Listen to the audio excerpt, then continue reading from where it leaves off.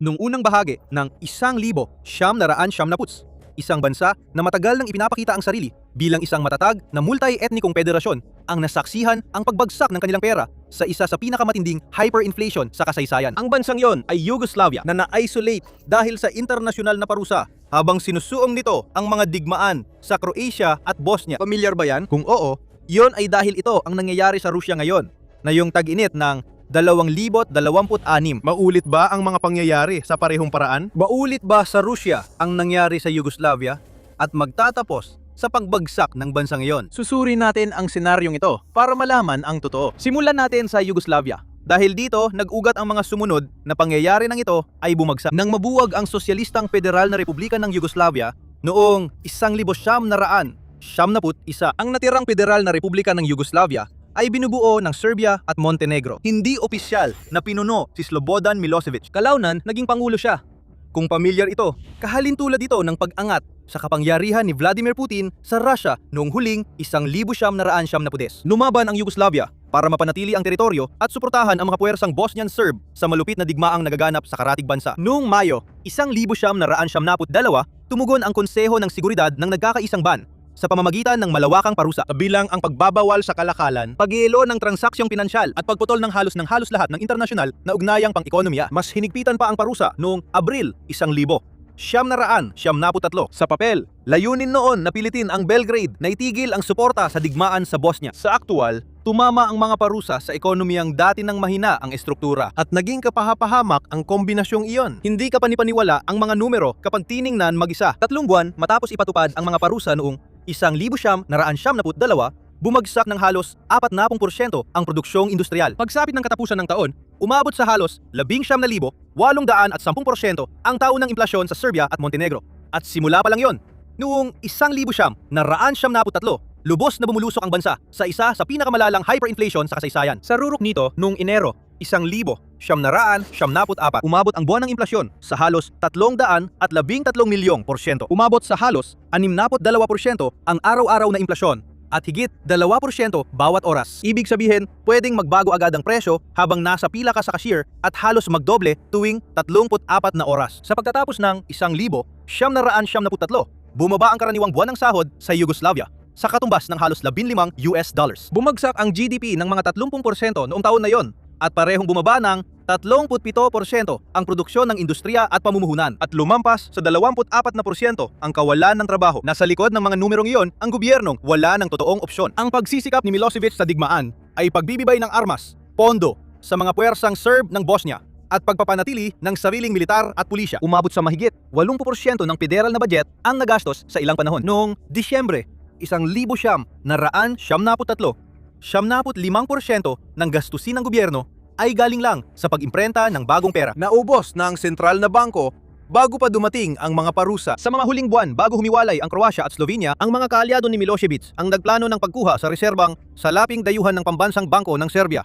Nilipat nila ang $1.4 bilyong palabas para suportahan ang rehimen at mga kaalyado. Dahil pera ay pag-aari pa ng federal na pamahalaan, ang pagnanakaw ang nagtulak sa Croatia at Slovenia na humiwalay. Iniwan nito ang estado na halos walang reserba matapos maputol ng mga parusa ang legal na paraan ng pagpasok ng dayuhang pera. Kaya ginawa ng estado ang karaniwang ginagawa ng mga ekonomiyang nasa ilalim ng parusa sa panahon ng digmaan. Nag-improvise ito. Lumipat ang karaniwang kalakalan mula sa bumabagsak na dinar at nagpresyo gamit ang German marks na sinusundan bilang mga abstract na puntos na nakapeg sa halaga ng mark.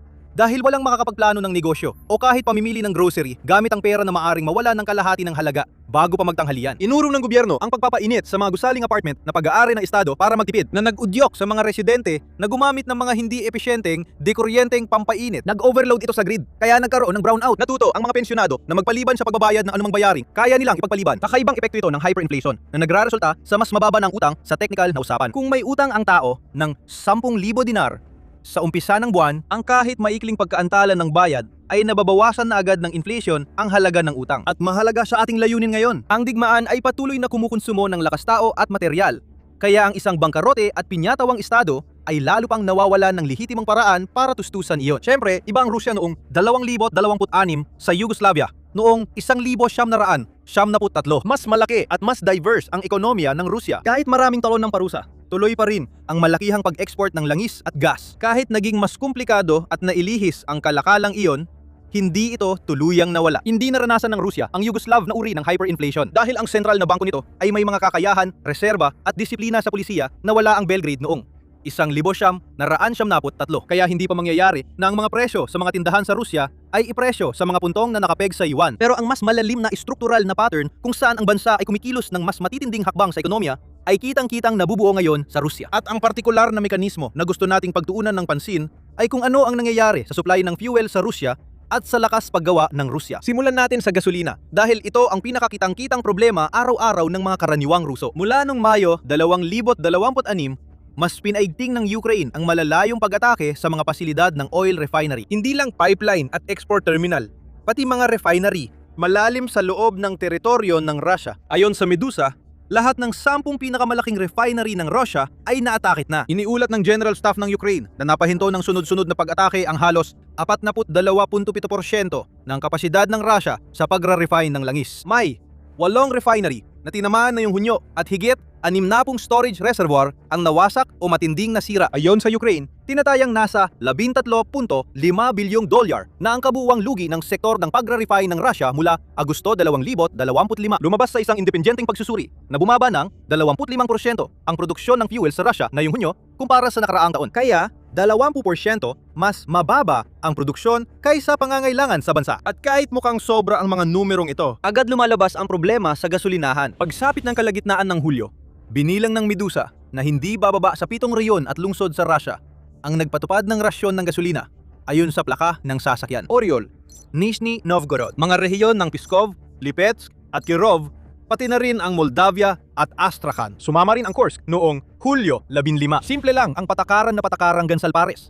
Ang mga plakang nagsisimula sa Gansal na numero ay pwedeng magpakarga ng gasolina tuwing mga araw na Gansal ang petsa. Ganito rin ang ginawa sa US noong dekada 70 matapos ang Rebolusyong Iranian na nagbawas ng malaking export ng gasolina mula sa reyon. Gayunpaman, sa pagkakataong ito, ang buong plano ay pinapatakbo ng isang kampanya ng pambobomba sa mga refinery mismo sa halip na isang embargo sa merkado. Pagkatapos nun, lalo pang naging kakaiba ang pag-iimprovisa. Dito na nagiging mahirap baliwalain ang pagkakahawig sa Yugoslavia. Sa Krasnodar, Russia, inatasan ng administrasyon ng Dinsky ang mga guro sa pampublikong paaralan na isakripisyo ang parte ng summer break para magtrabaho ng palitan sa mga gasolinahan. Pero hindi naman sila mismo ang naglalagay ng gasolina. Dahil kulang ang gasolina para sa lahat, nakatayo lang sila sa parking lot para ayusin ang pila at pakalmahin ang mga driver. Sa bayad, libreng tsa at kape lang ang natatanggap ng mga guro. Ayon sa mga lokal na opisyal, voluntaryo lang. At para sa mga lalaking guro ang tungkulin. Dahil sa paniniwala na mas direktang naapektuhan ng kakulangan sa gasolina ang mga lalaki. May mga reklamo mula sa lokal na komunidad na pati babaeng staff ay pinipilit mag-duty sa parehong oras. May bantang matatanggal sa trabaho kapag tumanggi. Isang batang guro ang nagreklamo na siya at ilang kasamahan na ilan ay wala pang 110 pounds ay ipinapadala para pisikal na humarap at magkontrol ng mga nagagalit na driver. Walang bayad at halos walang pagpipilian. Sa Pskov, kumukuha ang mga autoridad ng mga voluntaryo at miyembro ng People's Squad para sa parehong tungkulin sa mga gasolinahan. Gumagamit ng recruitment notice na walang binanggit na sahod. Sa Irkutsk, nagmungkahi ang panrehiyong pamahalaan ng isang elektronikong sistema ng reserbasyon para pamahalaan ng pila ng walang tauhan. Sa halip, nagpasya ang gobyerno na magpatupad ng mas mahigpit na mga hakbang. Noong huling bahagi ng Hunyo, nagpadala ng pulisya at National Guard para mapanatili ang kaayusan. Pinapapital ito na inaasahan ng gobyerno ang kaguluhan sa reyon dahil sa issue ng gasolina at sinusubukang maagapan. Isang bagay na di maiisip para sa isa sa pinakamalaking exporter ng langis at gas sa mundo. Pansinin mo, isang estado ito na inililihis ang mga kawani ng gobyerno, pati mga guro para riyan. Inali sila sa normal na tungkulin para suportahan ang lohistika sa krisis sa gasolina na bunga rin ng sarili nilang desisyon. Dahil kulang ito sa pera, mga manggagawang kusang loob at sapat na luwag sa administrasyon para lutasin ang problema sa ibang paraan. Ito ay maliit at mababang panganib na bersyon ng pag-iimprovisa na nakita sa Belgrade noong 1973 noong itinigil ang pagpainit para makatipid at sinamantala ng mga pensyonado ang mga palugit sa pagbabayad para mabuhay sa humintong ekonomiya. Malabong magdulot ng hyperinflation ang mga pila sa gasolina, pero pareho pa rin ang ugali ng pagsakal sa mga institusyon at lingkod bayan. Kapansin-pansin, bumabalik ito sa kaso ng Yugoslavia.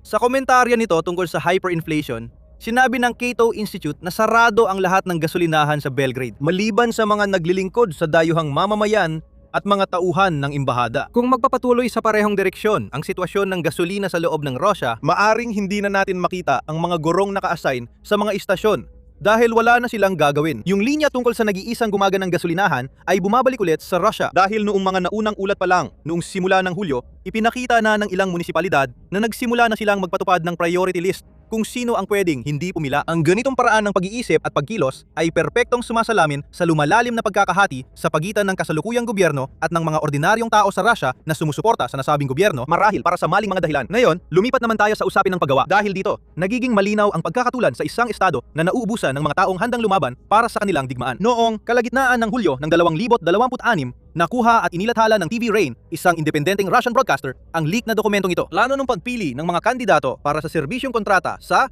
2026.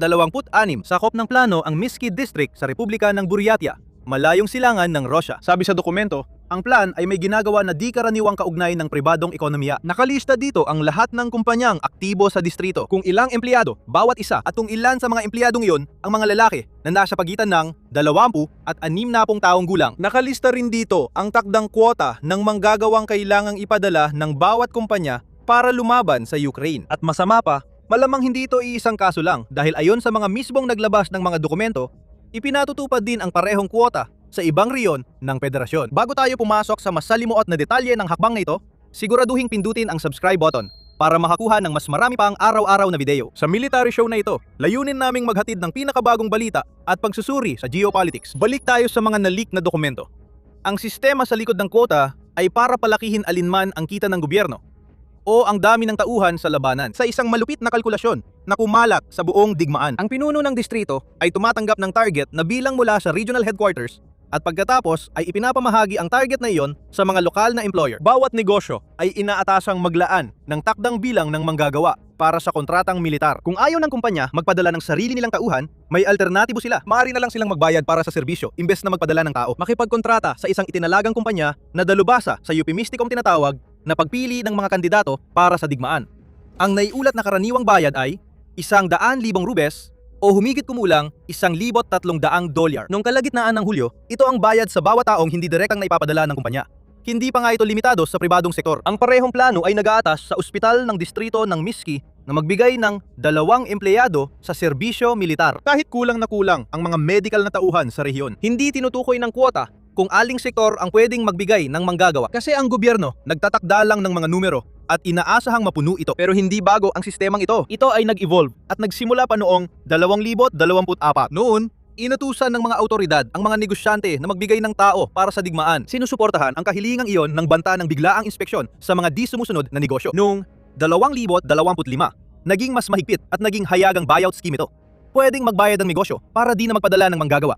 Pero bawat taong kulang sa kwota ay gagastusan ng kumpanya ng 450,000 rubles, mga $6,000. Ito, mahigit 4 na beses na mas mataas kaysa kasalukuyang institusyonal na rate sa Buryatia ayon sa 2026 na plano. Ipinapakita ng pagkakaibang ito na ang presyo ng pag-buyout mula sa sistemang ito ay malaki ang pagkakaiba-iba, depende sa reyon at hindi sumusunod sa isang pambansang pamantayan. Pareho sa dalawang kaso ang lohika ng mga manggagawa ng kumpanya ay nagiging parang yaman na binubuwisan ng estado. Maging sa anyo ng mga tao o ng mga rublo, may dahilan kung bakit lalong tumitindi ang presyon kaysa lumuwag ang Miski District Quota para 2026 ay nag-aatas sa mga negosyo na magpadala ng 61 tao sa prente. Mas mataas ito ng 65% kumpara sa target ng distrito noong isang taon. At nung taong yon, 13 lang talaga ang pumirma ng kontrata. Sa madaling salita, malaki ang pagkukulang ng distrito sa kanilang dating kwota. Hindi binawasan ng mga regional na autoridad ang inaasahan, kundi halos doblehin pa sa susunod na taon. Sinusubukan ng estado na maibsan ang kakulangan nito sa tauhan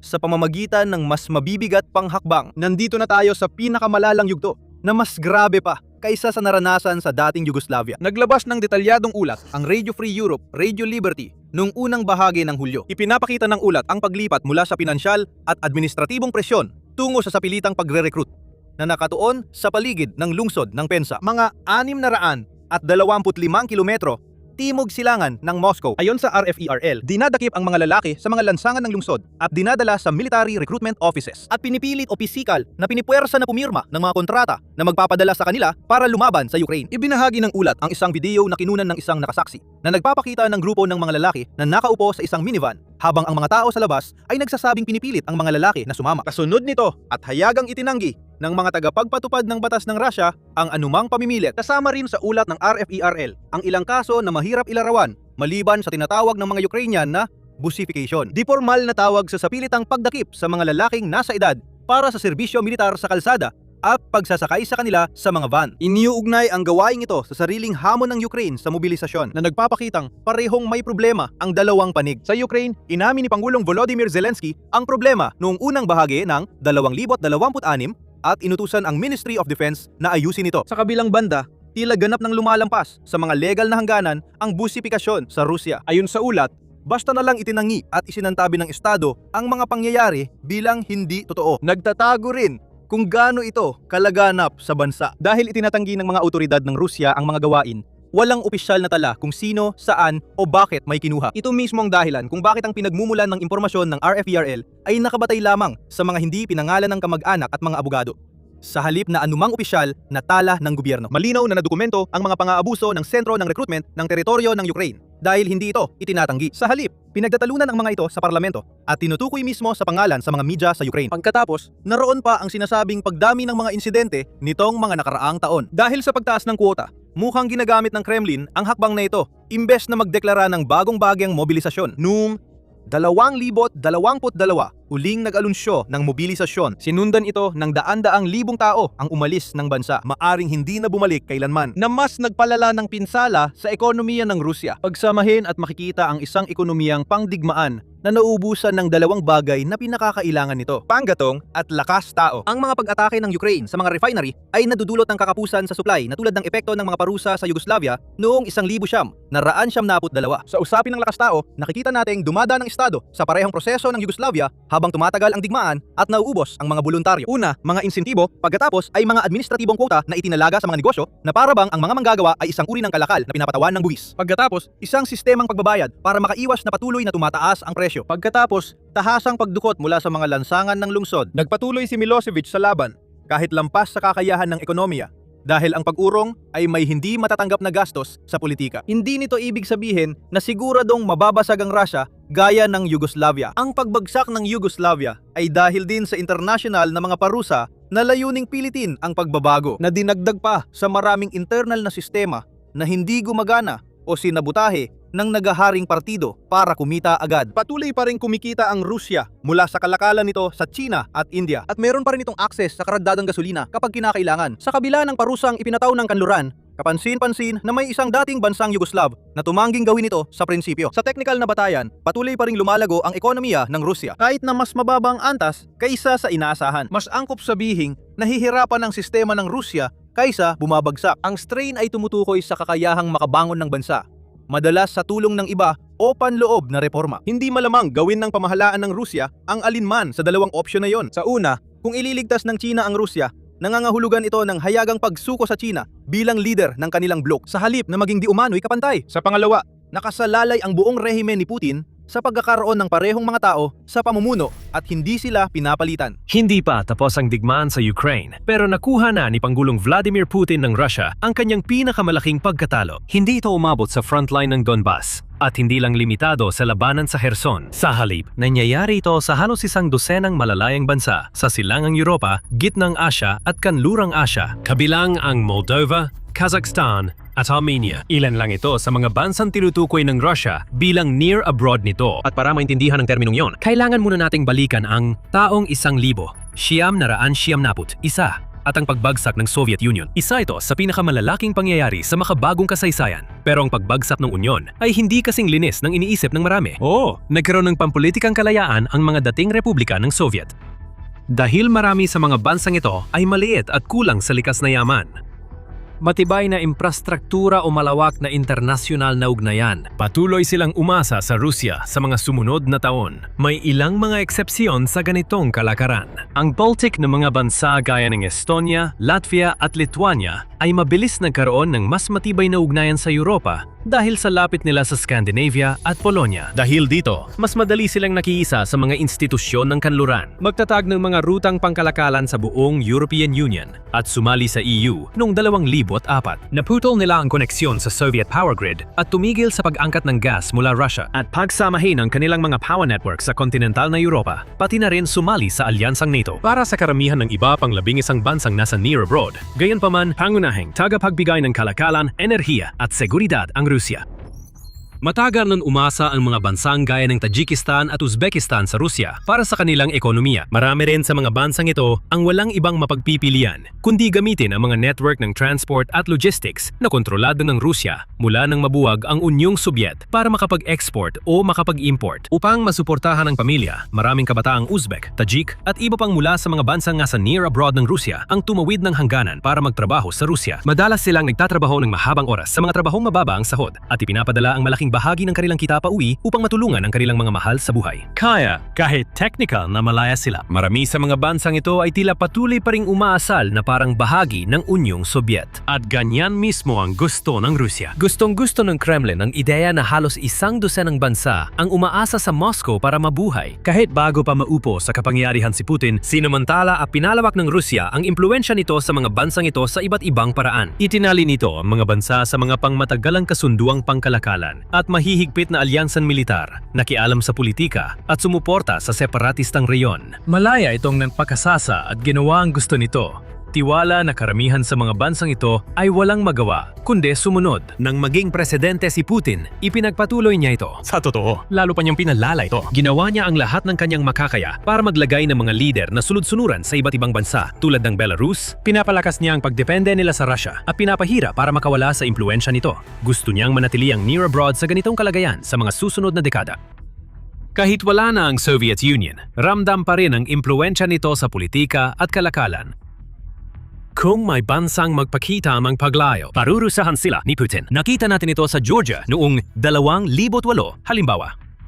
Noong Abril ng taong iyon, inanunsyo ng NATO na balang araw ay sasali ang Georgia sa alyansa. Itinuturing ng Moscow ang anunsyong iyon na banta sa hegemonya nito sa rehiyon. Napansin nila na ang Georgia sa pamumuno ng makakanluran na panggulong si Mikhail Saakashvili ay unti-unting lumalayo sa kanilang impluwensya. Kaya, ito ang nagplano ng pananakop. Inakusahan ng bansa ng genocide at inagaw ang kontrol sa mga separatistang rehiyon. Nakita natin ulit ito noong 2014 sa pagkakataong ito sa Ukraine. Ramdam ng Rusya ang paglapit ng Kiev sa Europa. Malawakang protesta ang sumiklab sa buong bansa kung saan pinipilit ang mga mamamayang Ukranyano ang kanilang gobyerno na palakasin ang ugnayang pang-ekonomiya at pampolitika sa kanluraning mundo. Hindi papayag si Putin na mangyari iyon. Ayaw niya sa ideya ng EU, lalo na ang NATO na lumalapit sa mismong hangganan ng Russia at natatakot siyang mawalan ng kakayahang ipalawak ang kapangyarihan niya sa buong Black Sea. Kaya, siya ulit ang plano ng pananakop. Nagpadala siya ng maliit na lihim na hukbo para sakupin ang Crimean Peninsula. Sa kasama ang palad,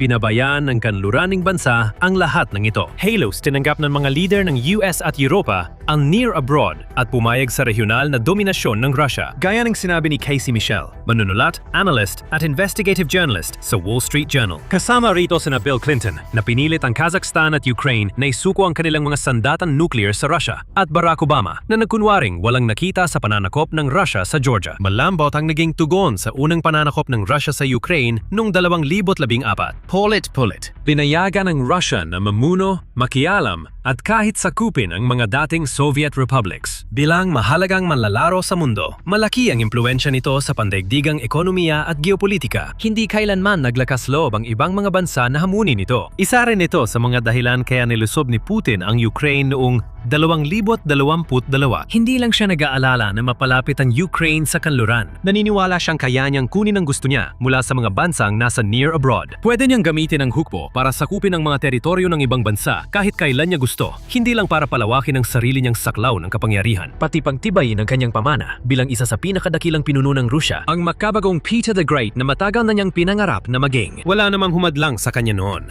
Kaya bakit magiging iba ang pagkakataon nito? Parang sa Georgia at Crimea lang ito. Ang malakas na hukbong Ruso ay tatawid ng hangganan at kukunin ang nais nito. At ang espesyal na operasyong militar ni Putin ay muling magtatagumpay. Akala niya tama siya, pero mali pala sa lahat ng aspeto. Hindi naging ayon sa plano ang operasyon. Hindi nakuha ng Rusya ang mga layunin nito. Naranasan nito ang malaking pagkalugi at patuloy na nahirapan ang mga puwersa sa mahahalagang sektor. At ang pinakamasama, nasaksihan mismo ng buong mundo kabilang ang mga dating Republikang Sobyet kung gaano kahina talaga ang Moscow. Naging huwaranan ng Ukraine sa ibang dating Republikang Sobyet sa maraming paraan. Pinakita nito na hindi nila kailangang sumuko sa presyur ng Rusya. Kaya na nilang lumaban sa bansang matagal na silang tinatakot para sumunod. Maaari na silang magsimulang hubugin ang sariling landas bilang malalayang bansa. Kailangan lang nilang gawin ang unang hakbang.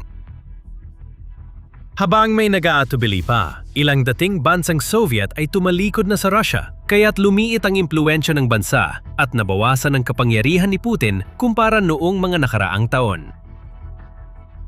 Tulad ng sinabi ni Michelle, pagkatapos ng ilang taong bigong digmaan ni G. Putin sa Ukraine, ang mga pangarap ng Rusya na maging isang dakilang kapangyarihan ay isang pantasya lamang. Hindi na pangunahing rehiyonal na kapangyarihan ng Rusya sa dati nitong nasasakupan. Ang Armenia ay magandang halimbawa nito. Matagal ng isa sa mga bansang pinaka-nakadepende sa Moscow. Halimbawa, miyembro ito ng Collective Security Treaty Organization o CSTO, isang intergovernmental na alyansang militar na kasama rin ang Russia at Belarus, Kazakhstan, Kyrgyzstan at Tajikistan. Nakaistasyon dito ang mga gwardiya sa hangganan ng Russia at pinayagan ng Russia na mag-operate ng base militar sa ikalawang pinakamalaking lungsod ng Armenia. Nag-invest din ito ng malaki sa enerhiya ng Russia at iba pang mga yaman. At sa totoo lang, isa itong vassal state ng Moscow. Sa mga nagdaang taon, nagbago ng malaki ang relasyon ng dalawang bansa nang mapagtanto na hindi na maaasahang kaalyado at tagapagbigay ng seguridad ang Russia gaya ng dati nitong ipinagmamalaki. Nagsimula ng gumawa ng malalaking hakbang ang Yerevan. Sinuspindan nito ang pakikilahok sa CSTO noong 2024 at nagsimulang gumawa ng hakbang para tuluyang umalis sa alyansa. Nagtatag din ito ng bagong ugnayang pangseguridad sa Pransya at India at Estados Unidos. Inialis ang mga Russian na gwardiya sa hangganan mula sa ilang mga lokasyon. Nagsimima na ring pag-usapan ang posibilidad ng pagsali sa EU. Mainit na tinanggap ng EU si Armenia na may mapagbigay na 52 milyong euro na suporta at natatakot na si Putin. Noong Mayo 2026, hayagang nagbanta si Putin sa Armenia ng isang senaryong gaya ng sa Ukraine kung patuloy nitong palalalimin ang ugnayan sa Europa. Noon. Sapat na ang mga salita niyon para magdulot ng takot at pagkataranta sa gobyerno at mamamayan ng Armenia. Pero ngayon, nawala na ng bisa ang mga pahayag ni Putin. Hindi lang Armenia ang nangangahas na suwayin ang leader ng Russia. Pero bago natin silipin ang ibang bansa na lumalayo sa Russia, ito ang dahilan kung bakit namin ginagawa ang military show para ipaliwanag kung paano talaga gumagalaw ang kapangyarihan. Bago ka dito, mag-subscribe para hindi ka mapag-iwanan.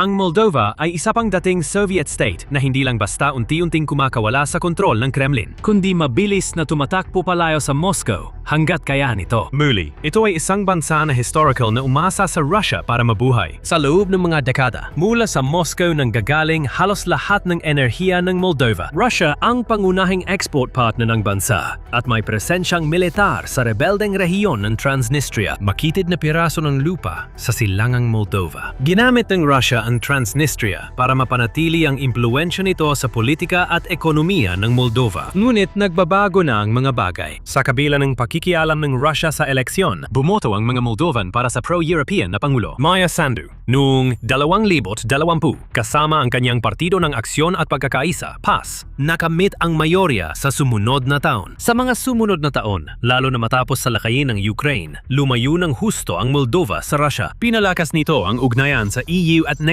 Binawasan ang pagdepende sa mga rekurso ng Russia. Tulad ng Armenia, isinulong din ang pagsali sa EU. Kahit sa rehiyong Transnistria na gumagamit ng wikang Ruso, ang mga tao'y lalong napapagod at nabibigo. Marami ang sabik na muling mapabilang sa natitirang bahagi ng bansa. Tinitingnan ng pamahalaan ng Moldova ang mga plano para muling mapasama ang rehiyon matapos dekada ng pagkakahiwalay. Sa Silangan, pati Kazakhstan, nagpatibay ng lalong mahigpit na paninindigan laban sa mga aksyon ng Moscow sa Ukraine. Halimbawa, tinanggihan nito ang pag-aangkin ng Russia sa mga teritoryo ng Ukraine at nagsimulang maghanap at magpatibay ng ugnayan sa ibang bansa. Nakita natin na pinalawak ng Kazakhstan ang kalakalan nito sa China, ang European Union at mga estado sa Gulpo. Halimbawa, pati na rin ang pagsisiyasat sa mga bagong kasunduang pangdepensa, kasama ang Turkey at mga kanluraning katuwang. Para mabawasan ang pagdepende sa Russia, nakatuon ito sa pagdevelop at paggamit ng Trans-Caspian International Transport Route. Kilala rin bilang Middle Corridor, ito'y nagiging mahalagang rutang pangkalakalan na nag-uugnay sa China at Europa, dumadaan sa Central Asia pero hindi sa teritoryo ng Russia. Noong Mayo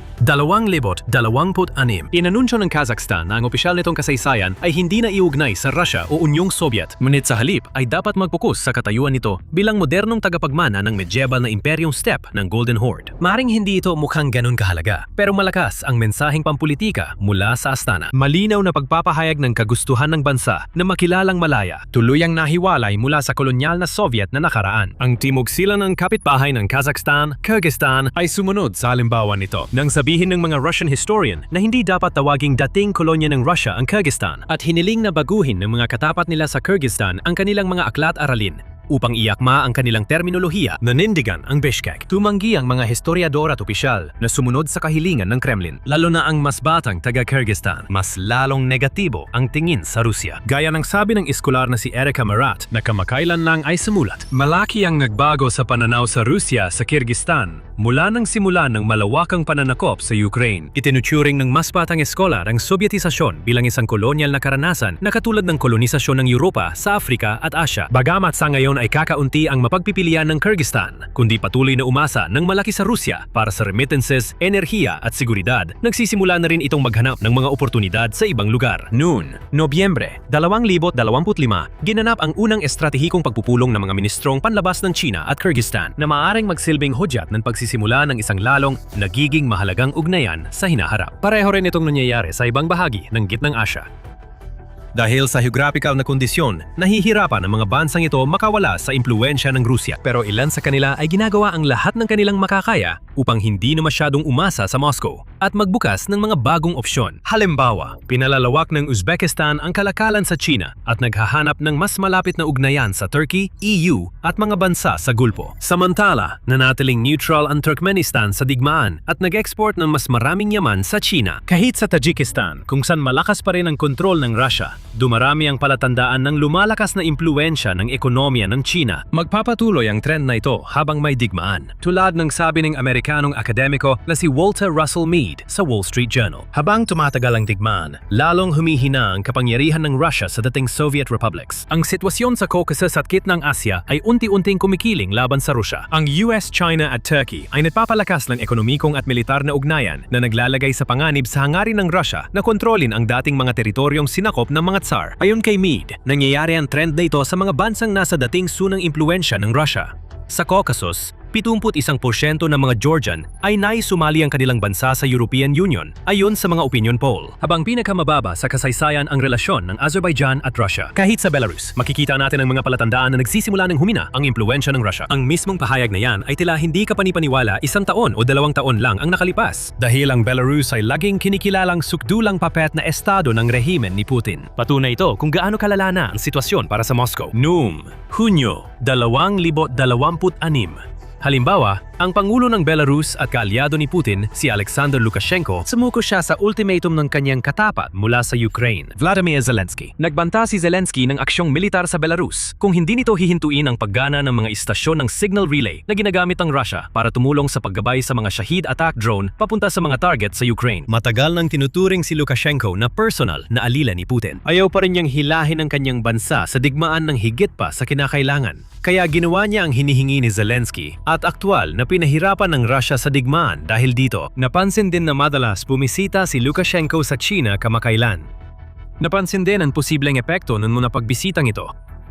Nagkomento ang Center for Countering Disinformation, CCD, ang Ukraine sa presensya ng Pangulo ng Belarus sa Beijing. Ang pinakahuling pagbisita ni Lukashenko sa China na ginagamit niya bilang panimbang sa Russia ay isa pang palatandaan ng lumalaking trend ng paghina ng impluwensya ng Russia sa patakarang panlabas. Pagkatapos ng silangang Europa, ang Timog Caucasus at Gitnang Asya, ngayon, nawawalan na ng impluwensya ang Russia kahit sa pangunahing satellite nito. Ang ideya na ang lahat ng mga bansang nasa dating sunang impluwensya ng Russia ay lumalayo dito ay hindi sana posible bago ang 2022. Bago ito sumalakay sa Ukraine, hindi perpektong kaalyado, katuwang o tagapagtanggol ang Rusya. Ang mga bansa tulad ng Uzbekistan at Armenia ay naramdaman na maaari silang umasa sa Moscow para sa tulong sa ekonomiya at suporta sa hirap na sitwasyon. Ngayon, iba na ang tingin ng mismong mga bansa niyon sa Russia. Sa maraming paraan, kasalanan ito ni Putin. Sinakop niya ang Ukraine sa paniniwalang ipapakita nito sa mundo kung gaano kalakas ang Russia. Sa totoo, kabaligtaran ang nangyari. Ang kahihiyan at pagkabigo ng Kremlin sa pagsakop sa Donbas, pati ang hindi pag-abot sa mga layunin sa Ukraine ay nagpakita ng kahinaan nito. Lalong nakakahiya ang sitwasyon ni Putin araw-araw. Natitigilan ang mga puwersa ng Russia sa buong linya ng labanan. Mas matindi ang pagganti ng Ukraine kaysa dati. Nabawi nila ang mahahalagang teritoryo at nagsagawa ng mga matitinding pangmalayuang pag-atake ng drone at missile sa loob ng mga rehiyon at mismong kabisera ng Russia. Malalaking hakbang din ang mga puwersa ng Kiev para palayain ang Crimea, bagay na imposibleng mangyari ilang taon lang ang nakalipas. At gaya ng nabanggit ni Michel, hindi na tumutugma sa realidad ang paniniwala ni Ginoong Putin na masakop pa ang natitirang Donbas na nagpapakita kung gaano kahungkag ang mga pahayag ng Russia tungkol sa paghahari nito sa rehiyon.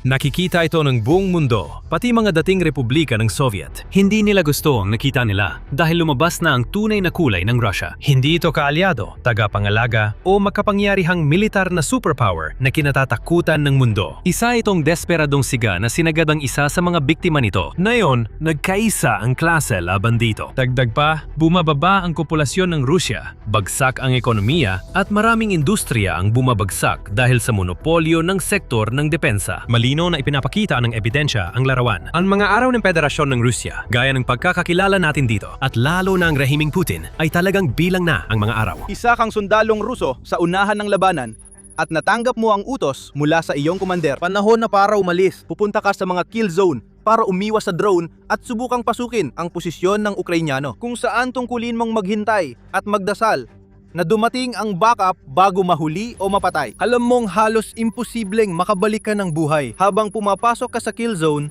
makikita mong nakamamatay talaga ang Ukraine. Halos di ka pa nakakapag-orient. Bumaba na agad ang drone. Sa isang iglap, tapos ka na. Hindi ka tumagal ng isang episode ng The Simpsons at hindi ikaw ang nag-iisa. Ito ang realidad ng hukbong Ruso ngayon. Pumirma ng kontrata, mag-training ng 10 araw at mamamatay pagkatapos ng 20 minuto. Maligayang pagdating sa pananakop ni Putin sa Ukraine. Ang inyong leader ay nakalipat na sa pagkatangkang mag-recruit ng susunod na pambala sa kanyon. Ibinunyag ng mga prodigmaang military blogger ng Russia ang lahat. Galit sa pag-aaksaya ng buhay na dulot ng pananakop ni Putin. Ayon sa Kiev Post, noong Hunyo 29, iniulat ng mga war blogger ng Russia na madalas ang mga sundalong ipinapadala sa Ukraine frontline ay nabubuhay lang ng kasing ikli ng isang sitcom. At kasalaanasan lahat ito ni Putin. Ayon sa isang post, ang karaniwang buhay ng Russian assault soldiers sa frontline ay 20 hanggang 35 minuto. Malawakang ibinahagi sa Russia. Ipinapakita nito kung gaano kadesperado ang sitwasyon sa kampanya sa lupa ni Putin. Pero mas lumalala pa ito. Hindi lang bilis ng pagkamatay ng sundalo ng Rusya ang problema. Lalo pang masaklap. Namamatay sila nang hindi nakakapatay ng sapat na Ukraino. Ganoon ang magiging tingin dito ni Putin. Ayon sa New York Post, 8 ang patay o sugatan sa Russia sa bawat isang patay o sugatan na naidudulot nila sa Ukraine. Hindi tugma ang mga numero rito. May kalamangan ang Russia pagdating sa bilang ng tao kumpara sa Ukraine. Pero ang populasyon ng Russia ay mga 4 na beses lang kaysa sa Ukraine. Malaking pagkakaiba, syempre. Pero ang pagkakaroon ng 4 na beses na mas maraming potensyal na sundalo ay hindi ganoon kahalaga kung ikaw naman ay nawawalan ng 8 beses na mas marami kaysa sa kalaban mo. May kailangang bumigay. At mukhang iyon ang kakayahan ng Russia na isagawa ang mga uri ng pag-ataking kailangan ni Putin para makausad sa Ukraine. Napansin na rin ito ng mga sundalo at galit sila katulad ng mga Russian military blogger. Umiigting na ang mga panloob na pagkadismaya.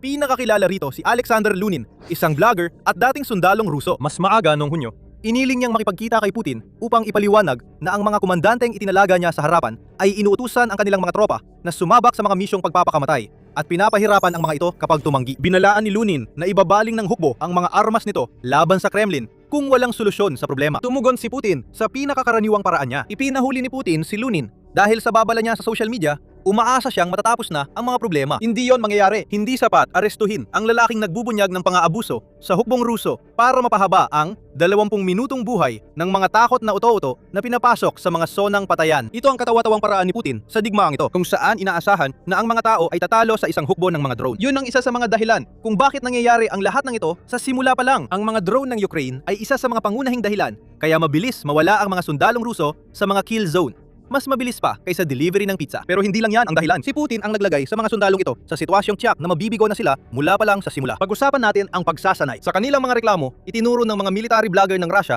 na baka nagkaroon pa ng mas magandang pagkakataon ang mga assault troops na mabilis na napapatay kung nagkaroon man lang sila ng kahit anong pagsasanay na akma sa digmaan na papasukan nila na itinakda ng Russia para sa kanila. Ayon sa parehong post, ang training hanggang deployment ng mga puwersa ng Russia ay 10 araw hanggang 3 linggo. At napakaikli ng oras nila sa harapan bago mamatay. Hindi ito isang walang basehang pahayag. May ilang sundalong Ruso ang nagsabing ito lang ang training na nakuha nila bago ipadala sa labanan. Si Ivan ay isa sa mga sundalong yon. Sa panayam niya sa United 24 Media noong Pebrero, sinabi niya matapos ang mga medical na pagsusuri, tinanong nila kung handa na akong pumunta sa kampo militar sa Makalawa. 5 araw kaming sinanay. Tapos, naghintay ulit ng 5 araw para sa pagpapalit ng tropa. At pagkatapos, ay pumunta kami sa mga posisyon ng labanan. Nakikita natin sa Rusya ang patuloy na pagbagsak ng haba at kalidad ng kanilang pagsasanay. Hanggang sa punto na ang mga bagong recruit ay halos hindi alam kung saan itutok ang kanilang mga rifle bago sila ipadala sa harapan. Ang modernong militar ay nagsasanay ng recruit ng ilang linggo o buwan at patuloy silang tinuturuan kapag na-deploy. Mas maganda ang ginagawa ng Russia noon, lalo na pagdating sa oras na ginugugol nila sa paghahanda ng mga sundalo. Bago, 2013, 5 hanggang 6 na buwan ang training ng bagong sundalo. Noong 2013, ginawa itong 3 buwan. At mas pinapaikli pa ng lusubin ni Putin ang Ukraine. Dapat pa ring makatanggap ng 172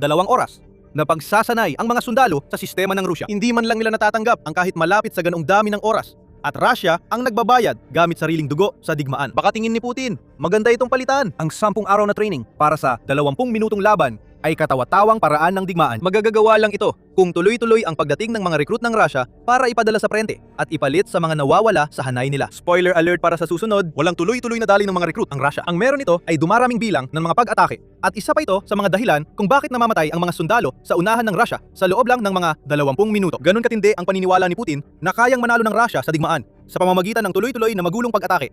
Kaya inuutos niya ang mas mataas na bilang ng mga pag-atake kaysa sa nakita natin sa kahit anong punto ngayong 2026.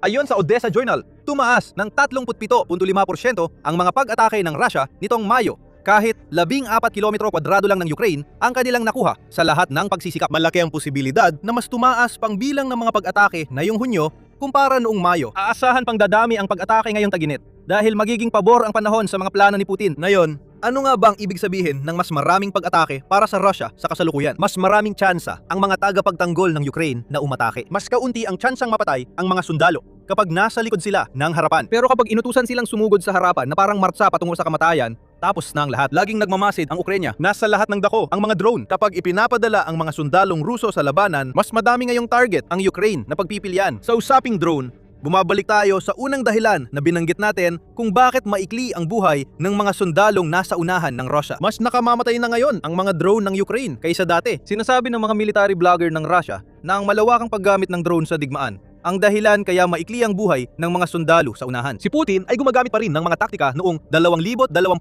para sa labanan sa 2026.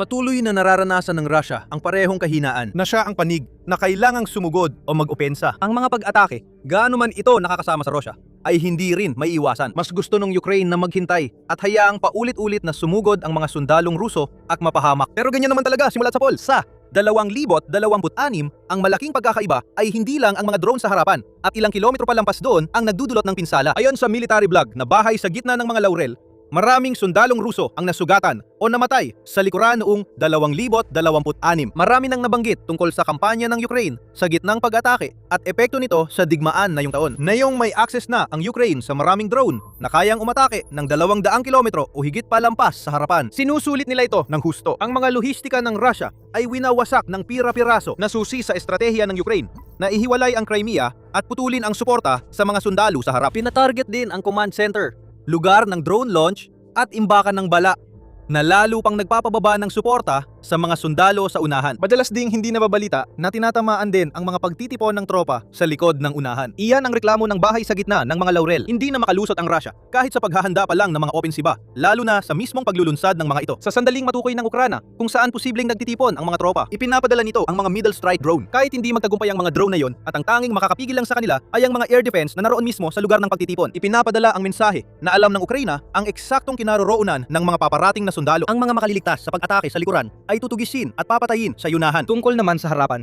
hindi rin natin maaaring baliwalain ang katotohanan na pinalawak ng husto ng Ukraina ang estratehiya ng kill zone na kanilang binuo noong 2025. Sa ilang bahagi ng harapan, abot 50 kilometro ang mga kill zone na puno ng drone na saka sinusundan ng mga mid-strike drone. Ang kill zone ay ginawa para magdulot ng mataas na casualty rate at maiikling survival time na nakikita natin ngayon. Hindi ito mga bagong ideya. Sa loob ng maraming siglo, ginagabayan na ng mga hukbo ang kanilang mga kalaban papunta sa mga lugar kung saan maaari silang patumbahin gamit ang mga sandata. Kamakailan lang, artilyerya at mga rocket ang gumagawa ng trabaho. Ngayon, mga drone na, libo-libo ang mga ito. Ang iba ay laging nagbabantay, habang ang ilan ay nag-aabang lang ng sundalo para umatake. Kasama pa ang mga drone sa depensa, gaya ng barbed wire na nagpapabagal sa mga sundalo at mga anti-tank na hukay at dragon's teeth para mapahinto ang mga sasakyan. At nariyan ang mga kondisyon para sa mga massacre. Hindi na nakapagtataka kung bakit tumatagal lang ng mga 20 minuto ang mga sundalo ng Rusya. Gagawa ng paraan si Putin dito. Tama, mga kababayan niya ang sunod-sunod na namamatay sa Ukraine. Kaya siguradong may mga plano siya. Kung iniisip mo yan, hindi mo talaga kilala si Putin. Bago tayo magpatuloy, ito ang palabas tungkol sa militar. Nagbibigay kami ng ganitong uri ng pagsusuri linggo-linggo. Mag-subscribe sa channel kung nakikinabang ka sa aming mga video para kay Putin na solusyonan ang 20 minutong problema ng Russia.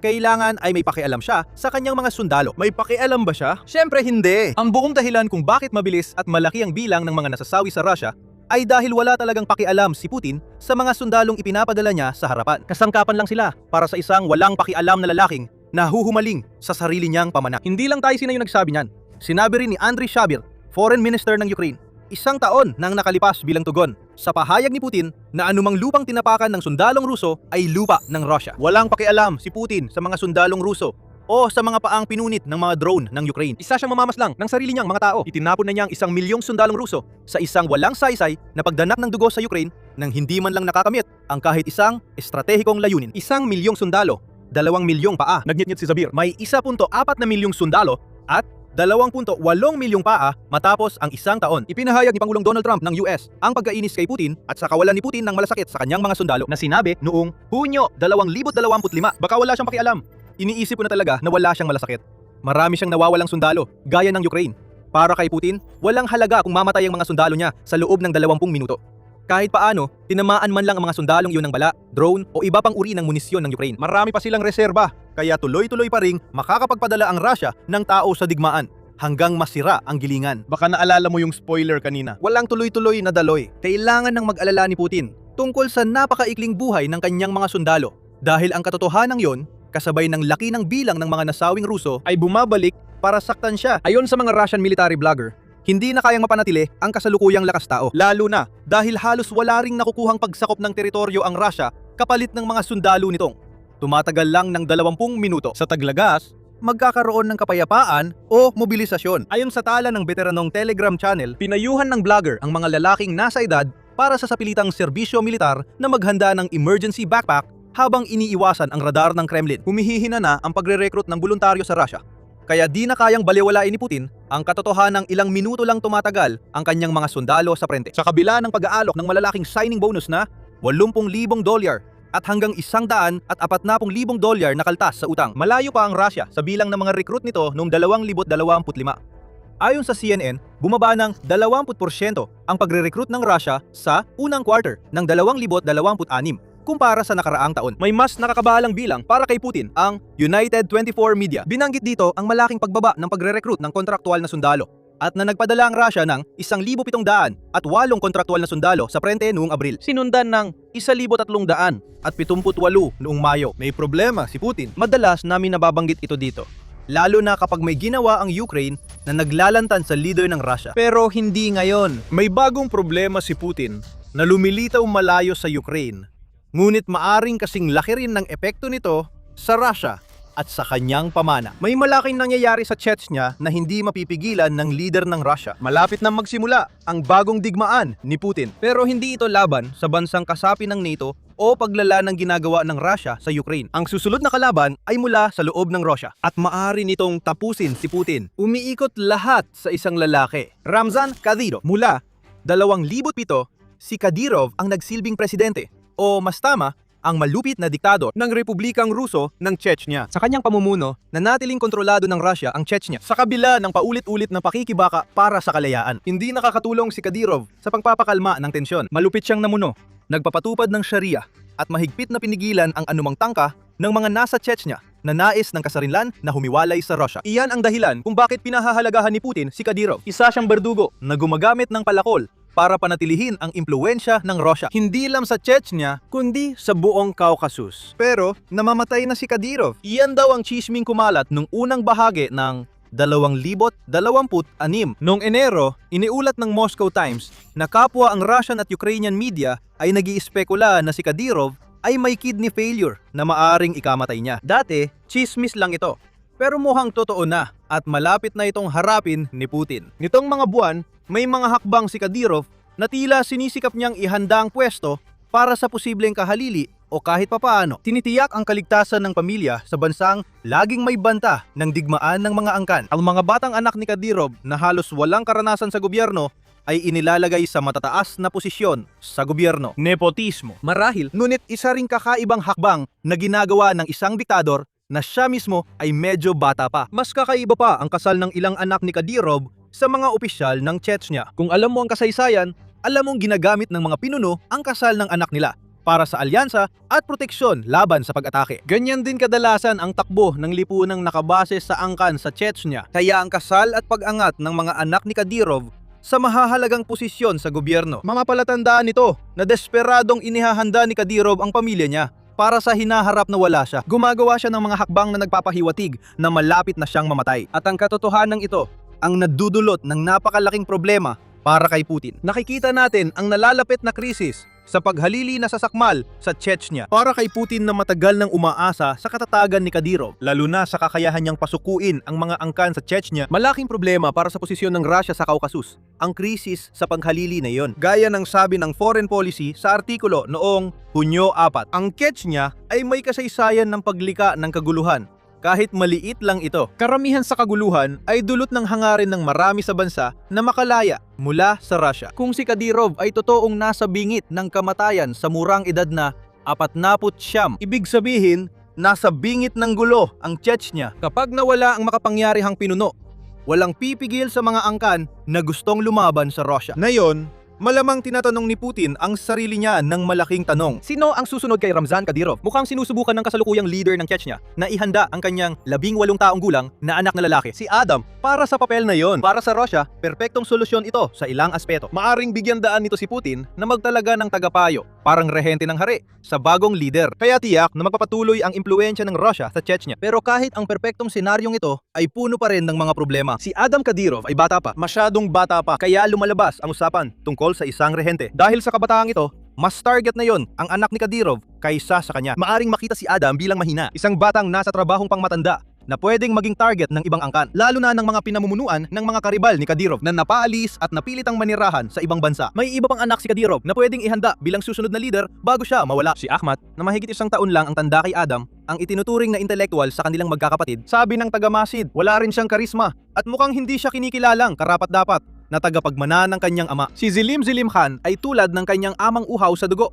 Ngunit sobrang wild niya kaya halos ipinatapon sa United Arab Emirates. Kaya mukhang wala na siya sa eksena. Ang natitira na lang ay si Adam, isang mahinang kahalili ng leader na mukhang humihina ang kalusugan na itulak sa papel ng taong kailangang asahan ni Putin para mapanatili ang impluwensya niya sa Chechnya. Sa totoo, ang pagkamatay ng mas matandang Kadyrov ay magdudulot ng kaguluhan sa Chechnya. Kahit itaas ang isa sa mga anak, mahihirapan si Putin umasa sa mahigpit na kontrol na nagpanatili ng kapangyarihan ng Russia sa isa sa pinakamapaghimagsik na mga republika sa halos 2 dekada. May paparating na labanan para maintindihan kung bakit kailangan nating silipin ang kasaysayan ng Chechnya at Russia kamakailan. Ibabalik namin kayo sa dekada 90 at sa unang bahagi ng 2000. Naalala mo ba yung nabanggit naming hangarin sa kalayaan na buhay pa rin sa maraming angkan ng Chechnya? Nasa tugatog ang hangarin yon nung huling bahagi ng ika-20 siglo habang nalugmok ang Chechnya sa 2 digmaan kontra Russia na nag-iwan ng malalim na sugat sa bansa. Para kay Putin, oportunidad ang mga digmaang yon. Sa ika-2 digmaan, lalo na malupit niyang napasailalim sa kontrol ang Chechnya at naipanig niya si Akhmat,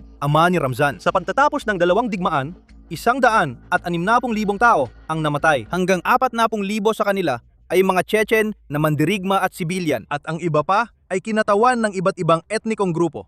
Ayon sa Jamestown Foundation, karamihan ay Ruso. Pero hindi yon mahalaga kay Putin. Ang mahalaga sa kanya ay kontrolado ang Chechnya at nanatili ito ng halos 2 dekada. Ibig sabihin, umangat si Putin sa kapangyarihan dahil sa pagsupil sa mga Chechen. Mahalaga ito sa lipunang Chechen na dumaan sa 2 dekada ng kalupitan at impluwensya ng Russia na isinusulong ng namamatay na leader ng bansa. Mahalaga rin ito kay Putin. Magagamit niya ang kanyang mga nagawa na tinatawag ng ilan na krimen sa digmaan sa Chechnya upang itatag ang sarili niyang imahe bilang isang malakas na pinuno. Nalutas ni Putin ang problema sa Chechnya. Kaya niyang lutasin ang kahit anong iba pang problema na kinakaharap ng Russia. Si Putin lang ang hindi nakapag-akala na ang isang pinunong dapat sanay na buhay ng mas matagal kaysa sa kanya ay mauuwi sa bingit ng kamatayan ng masyadong maaga. Kung mamatay si Kadyrov, posible ang malawakang protesta at pag-aaklas. Posible ring magmula sa mga kaaway ni Putin ang pampulitikang pagkilos. Kakailanganin pa ang isa pang digmaan para makontrol ang lahat ng ito. Dito malaking salik ang digmaan sa Ukraine. May kawili-wiling papel ang Chechnya sa digmaan. Ang mga tapat kay Kadyrov ay lumaban sa panig ng Russia sa buong labanan. Pero marami ring Chechen na kumampi at lumaban para sa Ukraine. Ayon sa GIS, ang mga lumalaban para sa Ukraine ay karaniwang sumusuporta sa pagpapanatili ng soberanya nito. Gayunpaman, gusto rin nilang matuto upang makita kung paano lumalaban ng Russia at maintindihan kung ano ang ginagawa ng Ukraine para ipagtanggol ang sarili nito. Matalinong hinikayat ng Ukraine ang pagnanais ng ilang Chechen na matuto bilang paghahanda sa kanilang laban para sa kalayaan. Noong 2022, opisyal na kinilala ng Ukraine ang kalayaan ng Chechnya mula sa Russia. Isang pang-asar kay Putin at sinyales sa sinumang nasa Chechnya na gustong lumaban na susuportahan ng Ukraine ang kanilang laban. Ngayon lang nagkaroon ng pagkakataon para sa laban ng kalayaan. Matagal nang umasa si Putin sa isang tao at sa kanyang malupit na rehimen para pigilan ang paghahangad ng kalayaan ng marami sa loob ng Chechnya. Ngayon, mukhang mamamatay na ang taong yon. Nagkakaroon ng power vacuum. Yung mga nais ni Kadyrov na pumalit sa kanya ay mahina. Kaya mahirap ang paglipat ng kapangyarihan para kay Putin. May paparating na labanan, hindi pa handa ang Russia matapos ang mahigit 4 na taon ng digmaan sa Ukraine. Simula pa lang ito ng mga problema ni Putin. Ang sitwasyon sa Chechnya ay nadaragdagan pa ng iba pang hamon sa Caucasus at mga republika ng Russia na nagpapakita ng paghina ng kontrol ni Putin. Bago natin talakayin yan, nanonood ka ng military show? At ito ang dahilan kung bakit kami gumagawa ng mga video para ipakita kung paano talaga gumagalaw ang kapangyarihan. Pindutin mo ang subscribe kung nagustuhan mo ang iyong nakita. Naglalatala kami ng mga video araw-araw. Ngayon, bakit ba ganun na lang ang pakialam ng Rusya sa Chechnya? Sa totoo lang, malayo naman ang bansa sa pagiging isang malaking kapangyarihan. May populasyon na humigit kumulang 1.5 milyon at may lawak lamang na 17,000 at 300 kilometro kwadrado. Mas kahawig ng malaking lungsod ang Chechnya kaysa isang bansa. Kahit maliit, mahalaga pa rin ang Chechnya sa Russia sa ilang dahilan. Una, ang lokasyon ng Chechnya, matatagpuan ito sa hilaga ng kabundukang Caucasus, na mahalaga dahil kung sino man ang may kontrol sa teritoryo, sa paligid ng mga bundok na yon, ay may kontrol din sa pagpasok at paglabas sa riyon ng kanlurang Asya. Ang Turkey at Iran ay naabot dahil sa hanay ng mga bundok na ito. Nagsilbi rin itong buffer zone para sa Rusya. Hindi naman talaga nanganganib ang Rusya ng pag-atake mula sa direksyong ito. Pero kailan ba naging mahalaga yon kay paranoid na Putin? Gusto pa rin niyang kontrolin ang kabundukang Caucasus para laging handa sa posibleng pag-atake. Pinatitibay din ng kontrol ang kwento na siya ang pangunahing tagapagtanggol ng Rusya. May isang panig ng napoprotektahan. Ibinigay ng Chechnya sa Rusya ang kontrol sa buffer zone na nagbabantay sa bansa. Dahil malapit nang mamatay si Kadyrov, unti-unti nang nawawala ang kontrol na yon. At lalo pa, itong lumalala sa timog ng bulubundukin ay ang Armenia, isa pang rehiyon na sinusubukang kontrolin ng Rusya. Noong Hunyo, gumawa ang Armenia ng malaking hakbang tungo sa pag-alis ng impluwensyang Ruso. Sa eleksyon, nakuha ni punong ministro Nikol Pashinyan ang halos 50% ng boto at pangunahing posisyon sa Armenia. Nalampasan ni Pashinyan ang oposisyong suportado ng Russia at isang malawakang kampanya ng disinformasyon upang makamit ang tagumpay. Mukhang itutulak niya ang pagsali sa European Union, kasama ang mas malalim na ugnayan sa kanluran. Ibig sabihin, nanganganib ang kontrol ng Russia sa mga teritoryo sa hilaga at timog ng Caucasus Mountains sa paraang di pa nakita sa mga dekada. Unti-unting nagbago ang Armenia sa loob ng maraming taon. Delikado at pasabog ang krisis sa Chechnya na mag-uumpisa dahil sa pagkamatay ng isang lalaki. Pero sa parehong kaso, nakikita natin na humihina ang impluwensya ng Russia. Pinilit ni Ipanalo ang isang pro-Russia na punong ministro sa Armenia. Nagpakalat ang Russia ng maling impormasyon tungkol kay Pashinyan. Naglatag si Putin ng mga hinihingi kay Pashinyan nung isang pagpupulong noong Abril 1. Kasama ang mga banta ng mga embargong pangkalakalan na ipinatupad ng Russia habang papalapit ang eleksyon. Ang punto ng walang balikan, ayon sa mga propagandista ng Russia, ay nalampasan ng hindi lumilingon ang Armenia. At sa huli, nakita ni Putin na walang saysay ang kanyang plano. Para sa kanya, nanalo ang kanluran sa Armenia at lumuwag ang kanyang kapit sa Caucasus dahil sa krisis sa Chechnya at labis na paggamit ng militar ng Russia sa digmaan sa Ukraine. Maaring tuluyan ng mabuwag ang humihinang kapit na yon dahil sa alitan at sa kawalan ng kakayahan ng Russia na supilin ang sitwasyon para sa isang lider na itinalaga ni Kadyrov. Dinadala tayo niyan sa isa pang kawili-wiling punto. Chechnya ay isang republika ng Russia. Bagamat medyo may sariling pamahalaan, ito ay nananatiling nasa ilalim ng kontrol ni Putin at sako pa rin ng maraming batas ng Russia. Hindi ito bihirang kaayusan. Sa katunayan, may 21 republika ang Russia. Bagamat sinasabi nitong 22, kung isasama ang illegal na inanex na Crimea. Isipin mo ang ganitong sitwasyon. Namatay si Kadyrov at nabigo ang walang karanasang anak na pinili niyang pumalit sa kanya kahit nagsikap ang Russia. May ibang angkan ng Chechen na naggamit ng kapangyarihan at muling nagpasimula ng laban para sa kalayaan. isang mahalagang bahagi ng maagang karera ni Putin. Ngayon, humina na ang Russia, inhal sa digmaan sa Ukraine. Nawala na ang Russia ng mahigit 1.39 milyong sundalo. 12,000 tangke ang nawasak sa Ukraine, kasama ang mahigit doble pang bilang ng mga nakabaluting sasakyan. Kahit malaki ang hukbo ng Russia laban sa mga rebeldeng Chechen, bawat sundalong pinapadala sa Republika, hindi na pwedeng ipadala sa Ukraine. Kailangang magprioridad ni Putin at mananatiling pangunahing focus niya ang Ukraine. Hindi mapipigilan ni Putin ang pagsulong ng mga Chechen. Nagtagumpay ang Chechnya at naging malaya. Ano ang epekto nito sa ibang republika ng Russia? Para sa ilan sa kanila, ipinapakita nito na posible ang kalayaan. Hindi ibig sabihin na lahat ng 21 republika ng Russia ay susunod sa yapak ng Chechnya. Pero may ilan na may aktibong kilusan para sa kalayaan at maari silang maging mga posibleng kandidato na susunod na humiwalay mula sa Russia. Noong Pebrero 2023, inilabas ang resulta ng botohan na tinawag na National Online Referendum on Self-Determination of National Republics. Ang mga botohan na yon ay isinagawa sa 5 republika ng Russia. At sa lahat ng resulta ay ipinakita ang kagustuhan para sa kalayaan. Ang Kuban ang republika na pinakamalapit at konektado sa Russia. Umabot lang sa 55.7% ang boto para sa kalayaan. Mayorya, pero hindi kalakihan. Sa Siberia, 63.9% ang nais maging malaya ang kanilang republika. Sa Ingria, ito ay 66.2%. Sa Urals, 68.2% ang bumoto para sa kalayaan. At sa hiwalay na teritoryo ng Russia na Kaliningrad, 72.1% ang nagsabing gusto nilang humiwalay sa Russia. Siyempre, ang dapat tandaan dito ay medyo depormal ang ginawang survey. Hindi rin tiyak kung ilan sa mga hindi bumoto ang buboto sana sa Russia. Gayunpaman, bawat resulta ay nagpapakita na marami sa mga tao sa mga republika ng Russia ay nais ng soberanya. Gaya rin ng meron sa Chechnya. Kung mamatay si Kadyrov at mawalan ng kontrol ang Russia sa mahalagang republikang ito, lalo na kung ang pagkabigo ay dahil sa kahinaang militar mula sa digmaan ni Putin sa Ukraine, maring maging senyales iyon. Maaring subukan ng ibang mga republika na sumunod. Kung gagawin nila yon, mapapalakas loob sila ng mga ulat na nagsasabing sumagad na ang produksyon ng Ministeryo ng Depensa ng Rusya. At ayon sa ilang survey, iniulat ng Pravda noong Hunyo 19, ipinapakita na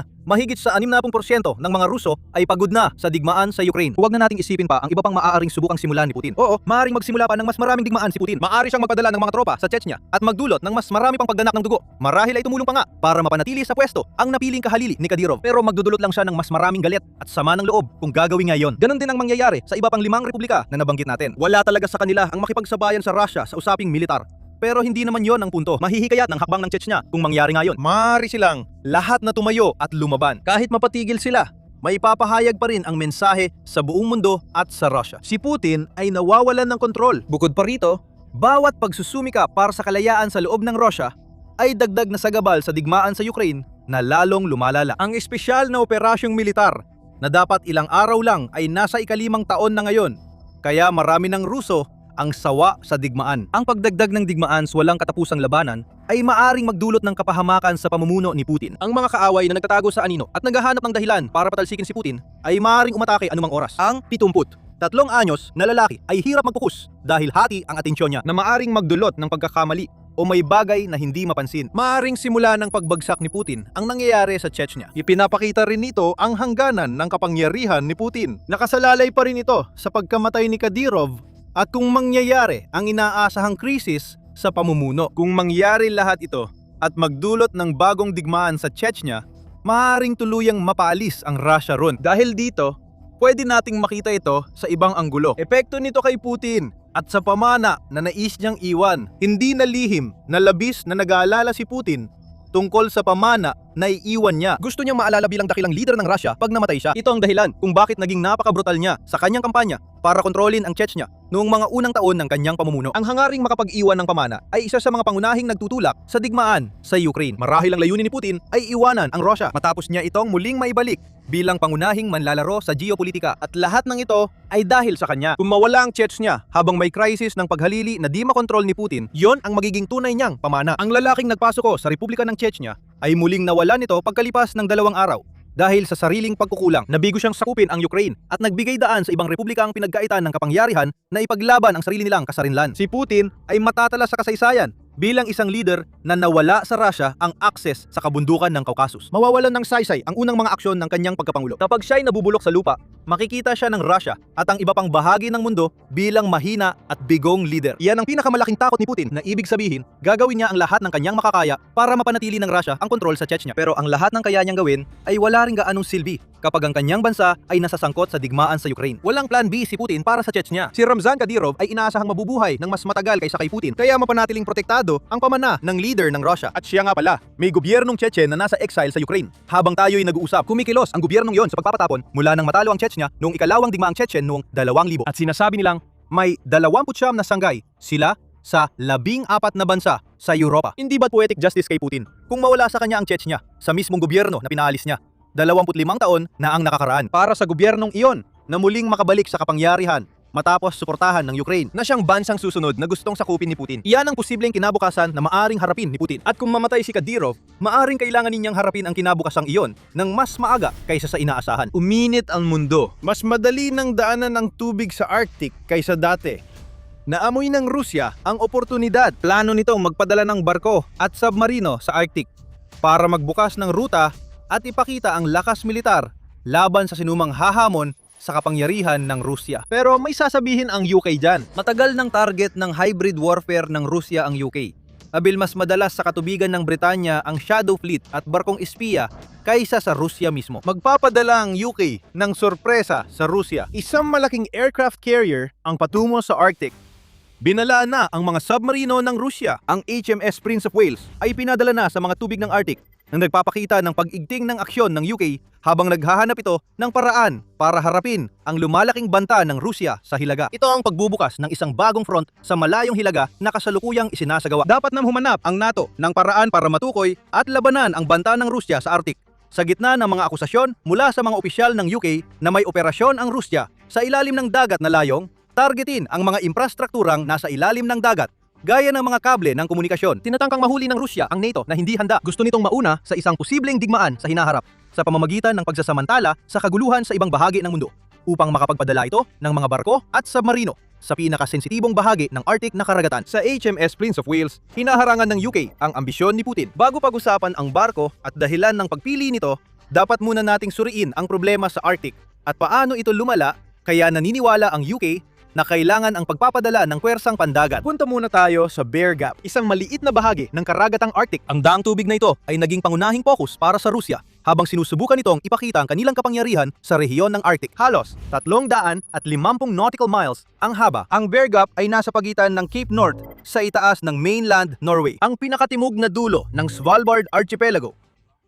Sa Rusya, kontrol sa Bear Gap ay nagbibigay ng mas madaling pasok ng submarino sa Norwegian Sea. Ayon sa pag-uusap, mahirap matukoy ang mga submarino dahil sa komplikadong tunog sa mga tubig na iyon kung makalusot ang Rusya ng submarino roon. Ibig sabihin, pareho lang ng problema ang mga bansang Nordiko, Baltiko at UK na ipapasok ng Rusya ang mga submarino nito sa abot ng saklaw ng pagpapalipad ng mga misil. Kung ang mga submarino ay may hypersonic missile na kayang maglakbay ng 1,500 kilometro pataas, ayaw mo nang isipin ang problemang iyon. Pero kasabay nito, kailangan pa ring harapin ito. Sintomas lang ng mas malaking problema ang Bear Gap na dapat tugunan ng European NATO. Mabilis naging isa ang Arctic sa pinakapinagtatalunang reyon sa mundo. Dahil sa pagkatunaw ng yelo, nagbubukas ang mga ruta ng barko at ng mga posibilidad ng pagpapadala ng puwersang militar sa hilagang karagatan. Ang Rusya, US, Canada, Norvega, Islandia at Dinamarca ay may kanya-kanyang interes sa Arctic dahil ang kanilang teritoryo ay nakapalibot sa karagatan. Para sa Rusya, mahalaga ang Arctic Ocean sa mga plano ni Putin. Matagal namling itinayo ng Rusya ang mga base at pinalakas ang hilagang hukbong dagat sa Arctic. Tumugon din ang NATO, kasama ang UK bilang pangunahing kalaho. Wala mang direktang interes ang UK sa Arctic Sea routes. Nanganganib pa rin ito kung makokontrol ng Rusya ang Bear Gap. Isa ito sa dahilan kaya ipinadala ng UK ang pinakamalaking aircraft carrier nito sa hilagang karagatan. Isa rin itong dahilan kung bakit pinili ng UK na doblehin ang bilang ng mga tropang nakaistasyon sa Norway mula ngayon hanggang 2029. Banta ang Rusya sa Arctic. Seryosong tinatrato ng UK at European NATO ang banta na ito. Marahil si Thor Sandvik, ministro ng depensa ng Norway, ang nakapagsabi nito noong Hunyo nang sabihin niya pagtatatanggol ito ng UK sa sarili nitong bayan. Kung makuha ni Putin ang kontrol sa hilagang bahagi ng Scandinavia, kung makokontrol niya ang Bear Gap, ito ay isang direktang banta laban sa UK. Hindi uubrang diplomasya dito. Tinuturing ng Rusya ang rehiyong Arctic, lalo na ang Northern Sea Route o NSR, na lalong nabubuksan habang natutunaw ang yelo bilang sentro ng hinaharap nitong pag-unlad ng ekonomiya. Ipinaliwanag ni Taylor at Francis kung bakit. Bukod sa pagpapadala ng kargamento sa NSR, Alam ng Rusya ang tunay na potensyal ng Arctic. Maraming langis at gas sa ilalim ng mga tubig na ito. 75% ng reserba sa mga tangway ng Gitang at Yamal ay hindi pa nagagalaw. Gusto ng Rusya na makinabang sa mga reserbang iyon. Gusto rin itong kontrolin ang mga rare earth element sa katubigan ng Russian Arctic na bumubuo ng 2 katlo ng ganitong uri ng yaman na mayroon ang Rusya. Kahit napigilan ng technological na limitasyon at parusa ng kanluran matapos ang digmaan sa Ukraine, ang plano ng Rusya na magdomina sa Arctic, hindi pa rin nawala ang mga planong iyon. Naghihintay ang Rusya, naghihintay ng tamang panahon hanggang sa pumasok ito sa yugto. Kung saan maaari nitong isulong ang pagkontrol sa mga katubigang ito, magiging mas malaking banta ito sa hilagang Europa at UK kaysa dati. Tumutulong ang mga submarino ng Russia sa pagpapanatili ng presensya nila sa Arctic. Ayon sa ulat ng Business Insider noong Marso 14, sinabi nitong nakausap nito ang mga opisyal ng NATO na nagsasabing mas naging aktibo ang mga submarinong iyon. Isa sa mga opisyal ay si Vice Almirante Rune Andersen na siyang hepe ng Norwegian Joint Headquarters ay nagsabi na ang aktibidad ng mga submarino ng Russia sa tubig ng Arctic ay higit pa sa dumoble sa nakalipas na 2 o 3 taon. Iyan ay isang problema para sa NATO. Ang Russia ay may isa sa pinakamalalaking fleet ng submarino sa mundo na may 64 na aktibong barko. Mas mahirap para sa NATO subaybayan ang mga submarino paglabas nila mula sa mabababaw na tubig patungo sa kailaliman ng Arctic Ocean. Hindi naman ibig sabihin na hindi sila kayang subaybayan, pero nagiging mahirap kapag hindi mo sila agad natutunton, kung hindi mo sila natutukoy, kung hindi mo binabantayan ang mga bagay-bagay. Lumalala ito ng mabilis at nagdudulot ng banta, hindi lang sa Europa, pati sa Estados Unidos din sa usaping yon, sabi ni Colonel Martin O'Donnell na tagapagsalita ng kataas-taasang punong himpilan. Alyadong puwersa ng Europa, namumuno sa operasyon ng NATO sa Rion. Ngunit hindi dapat maging kampante. Kailangang bantayan ang Rusya, isang bansa ang nagsimula ng hybrid warfare na nakaapekto na sa karamihan ng Europa na kaalyado ng NATO. Ang panununog, sabotahe, cyber attacks, at panghihimasok ng mga drone ay bahagi ng mas malawak na kampanya ng destabilisasyon. Layunin ng Rusya ang destabilisasyon at ang mga katubigan sa High North ay naging lalo pang lantad sa panganib habang sinusubukan ng NATO na tugunan ang ginagawa ng Rusya habang humahabol ito sa Arctic. Tulad ng sinabi ni Commodore Richard Hewitt, commander ng UK Carrier Strike Group sa HMS Prince of Wales, nang makapanayam siya ng Wall Street Journal, mayon lang ulit naging ganito kalaki ang banta mula Cold War. Dahil dito, nagpadala ang UK ng isa sa pinakakahangahangang barkong pandigma nito sa Arctic. Nasa pintuan na ng Russia ang barkong pandigma na iyon at naghahanap ng submarino. Nakakabaliw, pero tama talaga ang UK sa banta ng Russia. Ang HMS Prince of Wales ay tinawag na para sa aksyon. Bago tayo magpatuloy, paalala lang na pinapanood mo ang Palabas Militar. Kung hindi ka pa nakakapag-subscribe, na yon na ang tamang panahon para pindutin ang button na yan at i-enable ang notifications para hindi mo ma-miss ang mga susunod naming palabas. Hindi na bago ang pagpapadala ng HMS Prince of Wales sa Arctic. Ang anunsyo ng pagpapadala ng Carrier Strike Group sa North Atlantic para bantayan ang Arctic ay ginawa noong kalagitnaan ng Pebrero. Tinawag ito ng UK na malaking dagdag sa seguridad ng reyon. Mas tumindi ang lakas ng Britanya dahil may sakay na mga F-35 fighter jet at mga helicopter ang HMS Prince of Wales na binigyang diin ng kagawaran ng tanggulang pambansa ng UK ang isang napaka-espesipikong punto na ginawa ang desisyong ito upang parehong maprotektahan ang mga infrastruktura sa ilalim ng dagat na gustong gawing target ng Russia gamit ang kanilang mga submarino at barkong paniktik para pigilan ng agresyon ng Russia sa lugar na maaaring maging larangan ng labanan. Diretsang sinabi ng UK na ang Russia ang dahilan ng deployment na ito. Ayon sa ministry, sa nakaraang 2 taon hanggang Pebrero 2026, tumaas ng 30% ang bilang ng mga sasakyang dagat ng Russia na pumapasok o nagbabanta sa katubigan ng UK. Binanggit din ng UK na lalahok ang HMS Prince of Wales at strike group nito sa mga ehersisyo kasama ang NATO Standing Naval Maritime Group 1 kung saan makikipagtulungan ito sa mga bansang kasapi ng Joint Expeditionary Force kasama ang US at Canada. Hindi lang UK ang nagdesisyon na ipadala ang pinakamalaking barkong pandigma nila bilang mensahe kay Putin. Magkakasamang kumikilos ang UK at mga kaalyado nito upang tiyaking alam ni Putin na hindi niya makukuha lahat ng gusto niya sa Arctic. Bumalik tayo sa malaking barkong pandigma ng UK na pinadala para hanapin ang mga submarinong Ruso. Ang HMS Prince of Wales ay isang kahangahangang barko. Itinuturing ng Royal Navy itong isa sa pinakamalalakas na barkong pandigma na nagawa sa UK. At madali mong makikita kung bakit. Isa ito sa 2 aircraft carrier ng Queen Elizabeth class. Ang barko ay may 280 metrong flight deck at kayang manatili sa dagat ng hanggang 45 araw bago kailangang madagdagan ang supply ng pagkain. Kapag may sakay ng mga eroplano, 1,600 ang kabuuang tripulante ng barko. Kayang maglayag ng barko ng matagal sa Arctic sa layo na 10,000 milyang pandagat. At pagdating sa mga sandata, hindi ito isang barkong pandigma na gugustuhing kalabanin ni Numan. Ang barko ay may ilang 30 mm minigun at mga otomatikong maliit na kalibreng baril. May phalanx close-in weapon system para depensa laban eroplano na kayang magpaputok ng hanggang 4,000 at 500 bala kada minuto ang baril na yon. Ang panganib ng HMS Prince of Wales sa ambisyon ni Putin sa Arctic ay ang dinisenyo nitong dalhin mga eroplano. Kayang magdala ng barko ng 36, 35 Lightning II fighter jet, 12 Merlin o Tornado helicopter at 8 Apache chopper.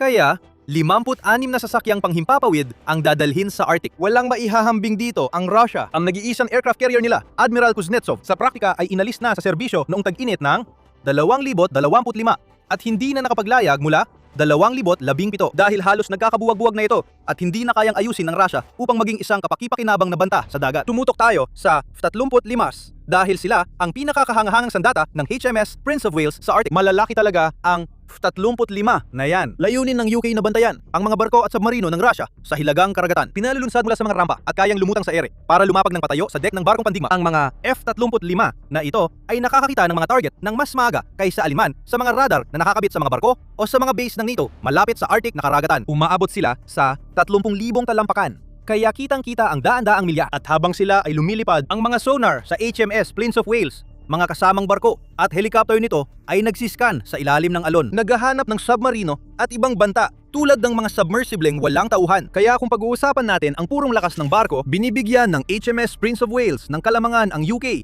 laban sa banta ng Russia sa hilaga. Ayon sa politiko noong Hulyo 6, nasabat ng UK ang eroplanong Ruso bilang bahagi ng pinalawak nitong operasyon. Malayo ang eroplano kumpara sa mga submarino na layunin matukoy ng HMS Prince of Wales sa hilagang karagatan. Gayunpaman, ipinapakita ng pagsabat na ito kay Putin na tinanggal na ng UK ang pag-iingat at hindi na nagbibiro pagdating sa interes ng NATO sa Arctic laban sa Russia. Ang eroplanong Ruso ay isang Bear FO-2, 142 na sasakyang panghimpapawid na pandagat para sa pagpapatrolya, nasangkot sa mga uri ng pang-uudyok na karaniwan sa hybrid warfare strategy ng Russia. Paulit-ulit nilapitan ng Bear F ang HMS Prince of Wales at carrier strike group nito sa Norwegian Sea na tinawag na hindi ligtas at hindi profesional na kilos. Isang linggo bago ang ulat ng politiko, nagbagsak din ng eroplanong yon ng mga sunubuis sa dagat malapit sa barkong pandigma ng UK. Parang underwater mikropono ang mga buoy na tumutulong mag-monitor ng submarino. Di malinaw kung may pakialam ang Russia sa nilalayong gamit ng mga iyon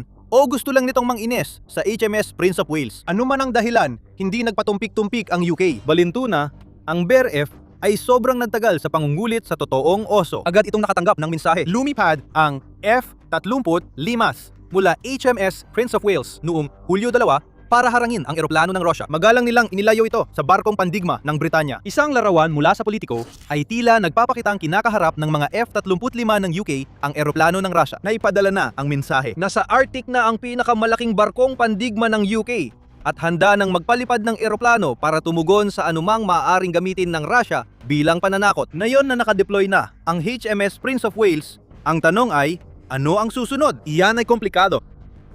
Hindi kayang talunin agad ang Russia ng isang aircraft carrier lang sa Arctic. Kahangalan isipin yon kahit sumama ang carrier sa mas malaking puwersa ng NATO sa hilagang karagatan. Lalong titindi ang mga hamon sa pagtatanggol ng mga lugar na yon. Nabanggit namin na ang mga karagatan ay nagpapahirap tukuyin ang mga submarino, lalo na kapag malalim ang mga ito dahil sa pagiging magaspang ng tubig at sa mga problemang akustiko na nililika ng mga karagatang ito. Ang pagkatunaw ng yelo ay binabago ang mga patong ng alat sa tubig na umaapekto sa pagtukoy at pagsubaybay sa mga submarino. Mas maraming hamon ang lumilitaw tuwing taglamig. Sa panahong yon, karamihan ng teritoryo sa Arctic, maging sa lupa o sa tubig, ay nagiging isang nagyeyelong ilang na napakahirap galawan para sa mga sundalo. Ang HMS Prince of Wales ay nagsisilbing mobile base para sa mga sundalong nagpapalipas ng maiinit na buwan sa lupa. Tumutulong malampasan ang mga hamon. Ang UK, particular na, ay humaharap din sa hamon na hindi na ito ang makapangyariang puwersang pandagat na dati nitong ikinasikat. Hindi ito isang maliit na puwersa kahit anong paraan mo pa isipin. Ngunit, itinuro ng Wall Street Journal na lumiit ang hukbong dagat ng UK mula noong panahon ng Cold War. Dahil na yon, ay 2 na lang ang aircraft carrier na kanilang pinapatakbo, 13 frigate at destroyer, kung saan 5 lang ang aktibong ginagamit sa kahit anong oras. At 10 ng sariling submarino nito. Sapat ba ang lakas na yan para magpakita ng kapangyarihan sa Arctic habang napoprotektahan ang UK sa sarili nitong teritoryo? Mukhang malabo. Bilang miyembro ng NATO, bahagi ang puwersa ng UK ng mas malaking kabuuan. Ang hamon doon ay tiyakin na nananatiling buo ang kabuuan na ito. Maaring samantalahin ng Rusya ang anumang pagkakabaha-bahagi ng mga bansang prioridad ang hilagang karagatan. Tungkol naman sa Rusya, Malinaw nitong ipinahayag ang mga layunin nito para sa Arctic at sinusubukan nitong palakasin ang sarili hanggat kaya nito upang maging pangunahing puwersa sa hilagang karagatan. May mga bagong icebreaker. Mga barkong kayang dumaan sa nagyayalong Arctic na ipinapasok sa serbisyo para mapadali ang paglalakbay sa NSR. Ang Iban Papanin, ang unang barko ng Project 23,550 na mga armadong icebreaker na bubuo sa Arctic Fleet na ito at nakatagdang pumasok sa serbisyo sa Setyembre 2025 at ang layunin ng Russia ay mapadagdag agad ang iba pang mga barko mula sa parehong proyekto upang masamahan agad ang barkong iyon. Ngunit may sarili ring mga hamon na kinakaharap ang Russia. Apektado ng parusa ang paggawa nila ng barko. Mas matagal mabuo ang fleet ng icebreaker kaysa inaasahan. Noong Hunyo, inutusan ni Putin ang mga tagagawa ng barko sa Russia na mag-focus sa paggawa ng mas maraming nuclear icebreakers habang binubuksan ang NSR. Mayroong tiyak na lohika dito. Hindi kayang magpadala ng dagdag na barko ang Russia sa Black Sea laban sa Ukraine. Kaya iniisip ni Putin na dapat ituon ng industriya ng paggawa ng barko ng Russia ang mga pagsisikap nito sa isang lugar kung saan maaari itong magkaroon ng epekto. Mag-alala ang UK at mga kaalyado nito sa NATO sa ganitong utos. Bukod sa paggawa ng barko, pinalalakas din ng Russia ang infrastruktura ng militar, transportasyon at enerhiya sa Arctic. Nasa punto na ngayon na isang artikulo ng militar noong Hulyo 18 ang nagpapahayag ng opinyon na nalampasan na ng Russia ang US pagdating sa pagpapalawak ng presensya ng militar nito sa Arctic. May likas na kalamangan ang Russia sa Arctic region dahil sa 24,000 kilometrong baybayin nito sa Arctic at mahigit 35 larangan ng langis at gas na naitayo sa kontroladong hilagang karagatan. Ito ang nagtutulak sa Russia na maging pangunahing puwersa sa Arctic. Dapat protektahan ni Putin ang mga interes na ito at itulak ang pagpapalawak. Isang bagay ang malinaw sa lahat ng ito. Ang Arctic ang magiging susunod na pandaigdigang laranon ng labanan. Hindi ito nangangahulugan na may nalalapit na digmaan. Ngunit ang makikita natin at ang pag-deploy ng UK, ang pinakabagong ebidensya nito ay geopolitical na tunggalian sa dating di naabot na katubigan. Ang NSR ay magiging bagong rutang mag-uugnay sa Atlantic at Pacific Oceans at nais ng Rusya na mapakinabangan ang rutang yon hanggat maaari. Maaring lumaban ito upang makuha ang kontrol. At ibig sabihin nito ay kailangang maging handa ang NATO. Gustong manguna ng UK at harapin ang Rusya sa Arctic. Noong Pebrero 25, nagbabala si Sir Gwyn Jenkins, First Sea Lord ng Royal Navy. Sa ngayon, sinusubok tayo sa Atlantiko sa sarili nating bakuran. Ito ay panahong hindi matatag at delikado. Tungkulin nating protektahan ang ating bansang pulo. Tayo ang una at huling linya ng depensa para sa nagkakaisang kaharian, habang hinihikayat niya ang UK na makiisa sa hukbong dagat ng Hilagang Europa laban sa banta ng Russia. Sa larangan ng submarino, kinaharap ng UK ang 3 Russian submarino na nag-ooperasyon ng lihim sa mga pipeline at kable sa hilaga ng UK. Kaya ang banta ay talagang naroroon. Wala nang paghihintay pa. Hindi na makakapagpaliban ang UK at mga kaalyado dahil kumikilos na ang Russia para magtatag ng pang-inibabaw sa High North. Ang pagpapadala ng HMS Prince of Wales ay sagot ng UK sa mga hakbang na iyon. Posibleng isama ang dambuhalang barkong pandigma sa mas malaking estratehiya sa Arctic na unti-unting lilitaw sa mga darating na buwan. Simple lang ang gawain ngayon, kahit na hindi madali ang pagsasagawa nito. Hanapin ang mga submarino, pigilan ng Rusya, at protektahan ang mga katubigan ng Arctic. Noong Hulyo 11, nawala ang isang makapangyariang kakampi ng Ukraine. Sa edad na 71, pumanaw si Senador Lindsey Graham ng South Carolina. Kahit hati ang opinyon sa politika ni Graham, hindi maitatanggi ang isa siya sa pinakamalalaking tagapagtaguyod sa tulong militar para sa Ukraine mula nang magsimula ang digmaan kontra Russia. Bumisita si Graham sa Kiev para makipagkita sa mga opisyal ng Ukraine kasama si Pangulong Volodymyr Zelensky isang araw bago siya pumanaw at nanatiling matatag ang suporta niya sa bansa hanggang sa huli niyang hininga. Kahit wala na si Senador Graham, magpapatuloy ang kanyang pamana. Sabik sina Pangulong Donald Trump at mga mambabatas mula sa magkabilang panig ng politika na maipasa ang pakete ng mga parusa na posibleng magdulot ng pagtatapos ng digmaan. Kundi sirain din ang Russian Federation. Gaya ng pagkakakilala natin dito. Ito mismo ang nais mangyari ni Lindsey Graham. Ipinanganak sa maliit na bayan ng Central sa South Carolina. Noong 1955, nagtapos si Lindsey Graham sa Universidad ng South Carolina at Law School bago nagsilbi sa US Air Force. Mula 1982 hanggang 1989, naging miyembro siya ng Judge Advocate General Corps o JAG Corps, ang legal na sangay ng Air Force. Pag-alis niya sa Air Force, sumali siya sa South Carolina Air National Guard noong 1989. Kahit hindi siya na-deploy o lumaban sa digmaan, naging mahalaga pa rin ang papel niya sa US military sa legal at advisory na tungkulin. Noong unang bahagi ng dekada 90, pumasok siya sa politika bilang miyembro ng South Carolina House of Representatives bago naging senador ng estado noong 2003. Isang posisyon ito na hinawakan niya ng mahigit 20 taon hanggang sa kanyang pagkamatay. Dahil sa kasaysayan ni Graham sa militar, Hindi na nakapagtataka na naging isa siya sa pangunahing taga-suporta ng digmaan sa Washington noon. Paulit-ulit niyang iginiit ang aktibong pakikialam ng Estados Unidos sa buong mundo. Malaking dagdag sa pundo ng militar at harapang laban sa mga kalaban ng Amerika sa mundo. Isa siya sa pinakamaingay na taga-suporta ng pananakop ng US sa Iraq noong 2003 at sinuportahan din ang interbensyon sa Libya, Syria at Iran. Pagkatapos salakayin ng Russia ang Ukraine noong 2022, agad nilinaw ni Graham ang kanyang posisyon. Kakastart pa lang ng labanan nang mapabalita si Graham dahil sa tweet niya noong Marso 3 na tila nanawagan sa pagpasa lang kay Russian President Vladimir Putin. Ang tanging paraan para matapos ito ay kung may isang tao sa Russia na papatay sa taong ito. Magiging malaking serbisyo ito para sa inyong bansa at sa buong mundo. Noong Mayo 2023, naglabas ng arrest warrant ang Interior Ministry ng Russia laban kay Graham matapos siyang makitang nakipagkita kay Pangulong Zelensky at tinawag ang tulong militar ng US sa Ukraine na pinakamagandang pinagkagastusan namin ng pera kailanman. Sa natatanging estilo, matapang na tumugon si Graham sa insidente at sinabi, "Ang malaman na ang aking dedikasyon sa Ukraine ay nagdulot ng galit mula sa rehimen ni Putin ay nagbibigay sa akin ng labis na tuwa." Sa paglipas ng panahon, patuloy na sinuportahan ni Graham ang dagdag na tulong para sa Ukraine. Bumoto siya para sa mga parusa at ilang ulit bumisita sa Kiev. Nanawagan ng mas malapit na kooperasyon sa depensa sa pagitan ng Washington at Kiev. Kahit nagbago ng isip ang marami niyang kasamang Republikano tungkol sa digmaan ng Russia at Ukraine at bumuto laban sa karagdagang tulong para sa bansa. Nananatili si Graham sa kanyang paninindigan hanggang dulo. Noong Pebrero 2025, halimbawa, habang magkasama sa entablado si Zelensky, itinuro ng senador mula South Carolina ang Pangulo ng Ukraine at tanyag na sinabi, "Paano mo mapipigilan si Putin? Armahan mong mabuti ang taong ito dahil lalaban sila. Paalalahanan mo ako na huwag sakupin ng Ukraine. Hindi maganda ang resulta." Hindi nagtagal. Matapos ang pahayag na yon, matapos niyang ilarawan ang sarili niya na parang asong ayaw bumitaw sa buto pagdating sa mga bagay na mahalaga sa kanya, si Graham ay nagsimulang gumawa ng panukalang batas na pinamagatang Sanctioning Russia Act of 2025. Nakipagtulungan siya sa kanyang demokratikong katapat, si US Senador Richard Blumenthal. Sabik si Graham, makita ang paghigpit ng mga parusa ng US sa Moscow. Naniwala siyang isa ito sa pinakamahusay na paraan para pilitin si Putin na wakasan ang digmaan. Sa panukala ni Graham, iminungkahi ang 500% taripa sa mga produktong galing sa mga bansang patuloy na bumibili ng yaman mula Russia tulad ng langis, gas at uranium. Direktang tinarget nito ang China at India. Bumubuo ng halos 70% ng kalakalan ng enerhiya ng Rusya. Simple lang ang ideya. Sa pagtutok sa ilang bansang patuloy na namumuhunan sa Rusya, inasahan ni Graham na maipit ang mga bansang iyon at mapilitang ilipat ang negosyo nila sa iba. Magdudulot ito ng malaking pinsala sa ekonomiya ng Rusya na noon ay nagsisimula ng magdusa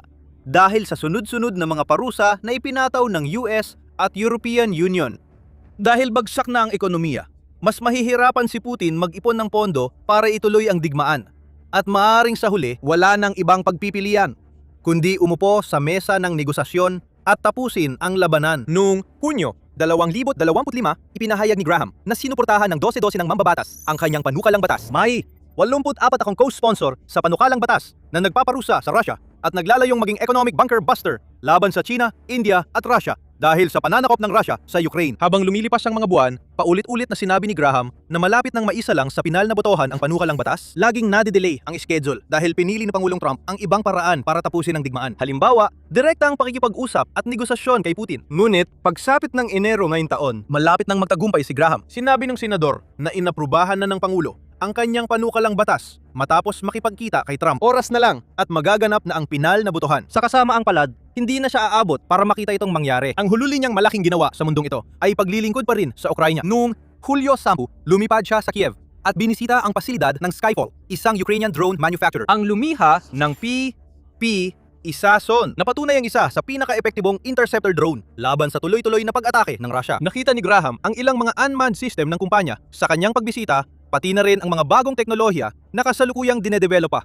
Pinuri niya ng husto ang kumpanya. Tinawag itong isang makabagong negosyo na may napakalaking kapasidad sa produksyon na gumagawa ng mga teknolohiya mas higit na advanced kaysa kanino man sa buong mundo. Sa huling pahayag, nanawagan muli ang senador ng mas malalim na kooperasyon sa pagitan ng Estados Unidos at Ukraine. Sa tingin ko, magiging malaking pagkakamali para sa Amerika kung hindi ito makipagtulungan sa Ukraine pagdating sa teknolohiya ng drone. Handa silang tumulong dahil sinupurtahan natin ang Ukraine sa crisis nila. Pagsapit ng sumunod na gabi, matatapos na ang buhay ni Graham matapos ang tinawag ng pamilya niyang maikling biglaang karamdaman. Agad nagpaabot ng pakikiramay ang maraming opisyal at kilalang tao, kabilang na si Ruslan Stepanchuk, ang pinuno ng parlamento ng Ukraine, na nagpaabot ng taos-pusong pasasalamat. sa lahat ng ginawa niya para sa Ukraine at tinawag siyang matatag na kaibigan ng bansa na nakaunawa at sumuporta sa laban nito sa bawat hakbang ng pakikibaka nito. Nag-post online si Pangulong Trump At tinawag si Graham na isa sa pinakadakilang tao at senador na nakilala niya, pati isang tunay na Amerikanong makabayan na labis mamimiss. mas mahalaga ang gawa kaysa salita.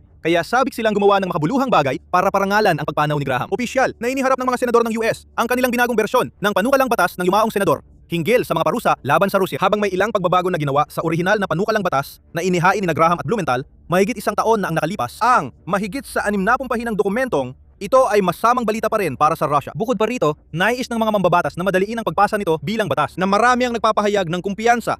na maaari itong umusad bago magsimula ang recess ng Kongreso sa Agosto. Matagal bago makarating dito matapos buwan ng negosasyon ng mga mambabatas mula sa magkabilang panig. Pati na rin ang mismong White House. Ngayon na ang panukalang batas ng mga parusa ay ilang hakbang na lang bago maging opisyal, ang Rusya ay naghahanda na para sa isang bagay na maaring tuluyang magpabagsak sa kanilang naghihirap na ekonomiya at itulak ito sa bangin. Bago ipaliwanag kung paano ito mangyayari at ang malaking epekto ng bill na ito, kung gusto mo pa ng ganitong kaalaman, mag-subscribe sa Military Show. Linggo-linggo naming binubusisi ito. Malinaw ang mga layunin ng panukalang batas. Dagdagan ng presyon sa Moscow sa pamamagitan ng pag-aalis sa kanila ng kita na kailangan nila para punduhan ang nagpapatuloy nilang digmaan laban sa Ukraine. Sabi ng ilang opisyal ng Kremlin, matatapos daw ang labanan sa loob ng ilang linggo o araw. Tumagal ito ng mahigit 4.5 taon at naging isa sa pinakamahal na operasyong militar sa makabagong kasaysayan. Nagbuhos ang Rusya ng $1 trillion sa kanilang militar sa panahong yon.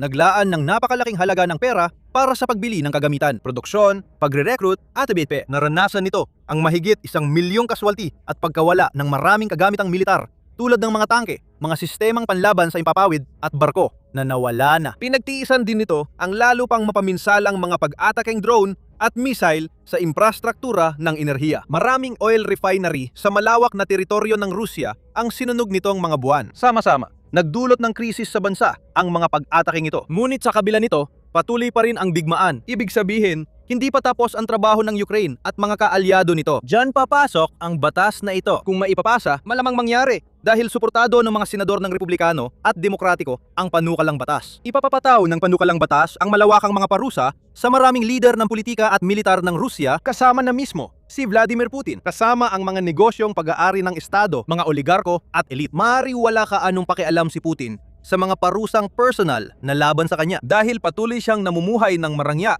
may palasyo at pribadong jet. Nagkakaroon lang ito ng epekto kapag pinaparusahan ang mga taong malapit sa kanya. Ang mga oligarko, mga pinuno ng negosyo at iba pang mayayamang individual na unti-unting nakikitang napi-freeze ang kanilang mga ari-arian at binabawi ang dati nilang mga kalayaan ng kanluraning mundo. Sa loob ng maraming taon, sinuportahan ng mga taong ito ang digmaan ni Putin. Kahit na naging malinaw, natatagal ng mas matagal ang labanan kaysa sa unang inaasahan at mas malaki ang magagastos na pera, tao at kagamitan kaysa sa inakala ng kahit sino. Patuloy na tinatamasa ni Putin ang matibay na suporta mula sa kanyang mga taga-suporta. Habang sunod-sunod na tumatama ang mga parusa sa grupong yon, ayon sa mga independenteng mananaliksik, malinaw nang nagsisimulang lumitaw ang mga bitak at lumalalim ang hidwaan sa hanay ng mga elite ng Rusya na ang ilan ay nagsisimula ng maglagay ng presyon kay Putin upang tanggapin na ang digmaan ay umabot na sa isang kalagayang wala ng patutunguhan at gumawa ng mga hakbang upang tapusin ito. Ang higit pang mga parusang pinansyal na nakatuon sa parehong mga individual at entidad ay tiyak na magdadagdag pa ng gatong sa naglalagablab na apoy ng politika na mabilis na kumakalat sa loob ng Kremlin habang tayo ay nagsasalita. Hindi lang diyon nagtatapos ang epekto ng panukalang batas. Ito pa lamang ang simula dahil magpapataw rin ang Sanctions Act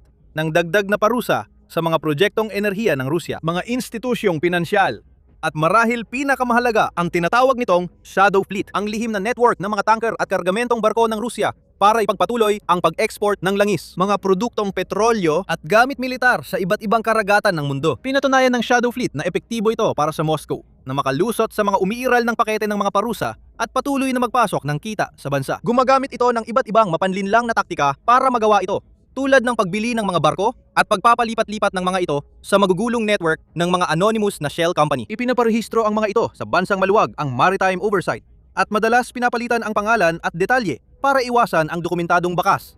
Kalaunan, natuto rin ang ibang bansa sa mga taktika ng Moscow at gumawa ng mas matalinong paraan, mas episyenteng pagtukoy, pagsubaybay, at pagpaparusa sa mga shadow ship na ito. Mas lalo pang mahihirapan ang Shadow Fleet mag-operate dahil sa dagdag na parusa sa panukalang batas, na lalo pang magpapababa sa dami ng mga yaman na maaring ibenta ng Rusya at sa perang maaari nilang kitain sa pamamagitan ng ilegal na paraang ito. Pero ang pinakamalaking bahagi ng panukalang batas ay hindi talaga nakatuon sa Rusya. Tumututok ito sa mga bansang patuloy na nakikipagnegosyo sa Rusya. Ito talaga ang susi para kay Senador Graham. Kung hahadlangan ng US ang China at India sa pakikipagnegosyo sa Rusya, mabilis mauubos ang pinakamalaking pinagkukunan nila ng kita. Tulad ng nabanggit, orihinal sanang nais ni Graham na magpatupad ng 500% taripa sa mga bansang ito. Pero malabong maaprubahan ng Kongreso ang ganitong hakbang. Kaya binago ang panukalang batas at ibinaba ang taripa sa mas makatwiran pero malakas pa ring 100%. Ang taripa ay ipapataw sa 5 pangunahing bansang bumibili ng pinakamaraming krudong langis at natural gas mula Russia. Samantala, yung bumibili ng kaunti ay posibleng kwalipikado sa exemption basta mapatunayan nilang gumagawa sila ng malalaking hakbang para bawasan ang mga import na yon. Ang China at India ang nangungunang mamimili sa listahan. Pareho silang malaking maaapektuhan ng panukalang batas. Maaring magdulot ito ng alitan sa kalakalan sa pagitan ng dalawang bansang iyon at ng Estados Unidos. Malamang hindi ito ikatutuwa ng Beijing o New Delhi. Pero sa huli, malamang na parehong susuko ang dalawang bansa sa ilalim ng matinding pressure. Ang US ang pinakamalaking destinasyon ng export ng India, habang ang China at US ay maaaring may hindi pagkakaunawaan sa politika, pero patuloy pa rin silang nagpapalitan ng daan-daang bilyong dolyar kada taon sa iba't ibang produkto at serbisyo. Ayaw ng alinman sa mga bansang ito na makita ang kanilang ugnayan sa kalakalan sa Amerika na bumaba sa hindi na kayang antas. Kaya maaring mabilis nilang mapagdesisyonan na dumating na ang panahon para tuluyan nilang lisanin ang merkado ng Russia at maghanap ng alternatibong mapagkukunan ng langis at gas. Kung mangyari yon, biglang haharap ang Russia sa panganib na mawala ng dalawang pinakamalalaking mamumuhunan. Maaring biglang mawala ang dalawang malalakas na haligi ng kanyang ekonomiya na magdudulot ng matinding epekto. At pinapatunayan ito ng mga numero. Halimbawa, noong Mayo ng taong ito, ang China ay nag-ambag ng 38% ng kita ng Russia mula sa pag-i-export. Nag-invest ng halos 8 bilyong dolyar sa krudong langis, pipeline gas, uling, LNG, at iba pang produktong langis. Noong Hunyo, naitala ang pinakamataas na pag-angkat ng India ng krudong langis mula Russia, tumaas ng 34% mula sa nakaraang buwan. Gumastos ang New Delhi ng 6.3 bilyong dolyar sa fossil fuels ng Russia, kabilang ang 5.15 bilyong dolyar sa krudong langis. Kung titigil ang dalawang bansang ito sa pagbili ng enerhiya mula Russia o kahit malaki nilang bawasan ang kanilang pamumuhunan, ibig sabihin, hihinto ang pagpasok ng bilyong dolyar sa ekonomiya ng Kremlin. Habang lalo pang lumalala at di na makontrol ang gastos ni Putin sa digmaan, tumataas din ang lahat ng gastusin. Maaring maging tunay na hatol ng kamatayan nito para sa makinarya ng digmaan ng Russia. Gaya ng sinabi ng isang aide ng Senado sa CNN, ang napakalaking mayorya ng kita ng Russia, lalo na iyong ginagamit para sa agresibong digmaan nito sa Ukraine, ay mula sa pag-export nito ng langis at gas. Ginaan ang panukalang batas para tumutok sa aspetong yon ng ekonomiya ng Rusya. At heto ang pinakamagandang bahagi. Ang mga parusa ay agad na ipapatupad. Hindi ito nakabatay sa usapang pangkapayapaan o iba pang salik. Hindi makakalusot si Putin sa problemang ito. Ayon sa mga detaling nakasaad sa mismong panukalang batas, kailangang ipatupad ang mga parusa laban kay Putin sa kanyang sektor ng enerhiya, sa kanyang mga institusyong pinansyal at shadow fleet sa loob ng 30 araw matapos maaprubahan ang panukala. Ang kailangan na lang gawin ay bumuto dito. Hindi pa tiyak kung kailan ito mangyayari, pero sabik at kumpiyansa ang mga senador na magkaroon ng botohan sa lalong madaling panahon. Sinabi ni Senador Blumenthal na posibleng maipasa ito bago Agosto. Dagdag ni Blumenthal, sinabi ni Majority Leader John Thune na itutuloy niya ito kapag kumpleto na ang boto. At tingin ko, nakuha na natin ang mga boto. Tinawag ng mga senador mula sa magkabilang panig ang batas na ito bilang nararapat na parangal kay Lindsey Graham na labis na nasabik na maging batas ang kanyang panukala bago siya pumanaw. Sinabi ni Blumenthal na nakausap niya si Graham noong araw na pumanaw ito. At masaya raw si Graham dahil may balitang susuportahan ng White House ang kanilang sanctions bill matapos ang mahirap na proseso. Mahirap na usapan ng dalawang partido. Inulit ni Senador Katie Britt ang sinabi ni Blumenthal at binanggit na ayon kay Graham, ito na ang pinakamahalagang nagawa niya sa mahabang karera. Sa malas para sa yumaong senador ng South Carolina, di na niya ito masasaksihan. Ngunit ito ang pinakamagandang paraan para ngalan ang kanyang pamana ng mga natitirang kasamahan niya at bigyan ng pangwakas. Natatanging marka sa personal niyang tunggaliang pampolitika laban sa Russia, kundi ang tuluyang pagpasa ng kanyang panukalang batas. Hindi lang Estados Unidos ang gumagawa ng malalaking hakbang para wakasan ang digmaan sa pagitan ng Russia at Ukraine. Panoorin ang video para makita kung paano ang Alemanya at Pransya, dalawang nangungunang bansa sa Europa, ay nagtulungan para ihayag ang isa sa pinakamalalaking pakete ng suporta na nakita na ng mundo upang malaman kung paano tinatalikuran si Putin ng kanyang mga kaalyado at tagapayo. Panoorin ang video na ito at para sa higit pang mga ulat ng nagbabapang balita, mga pananaw at pagsusuri tungkol sa digmaang ito at iba pa mula sa iba't ibang panig ng mundo, mag-subscribe na sa Military Show at salamat gaya ng dati sa inyong panonood.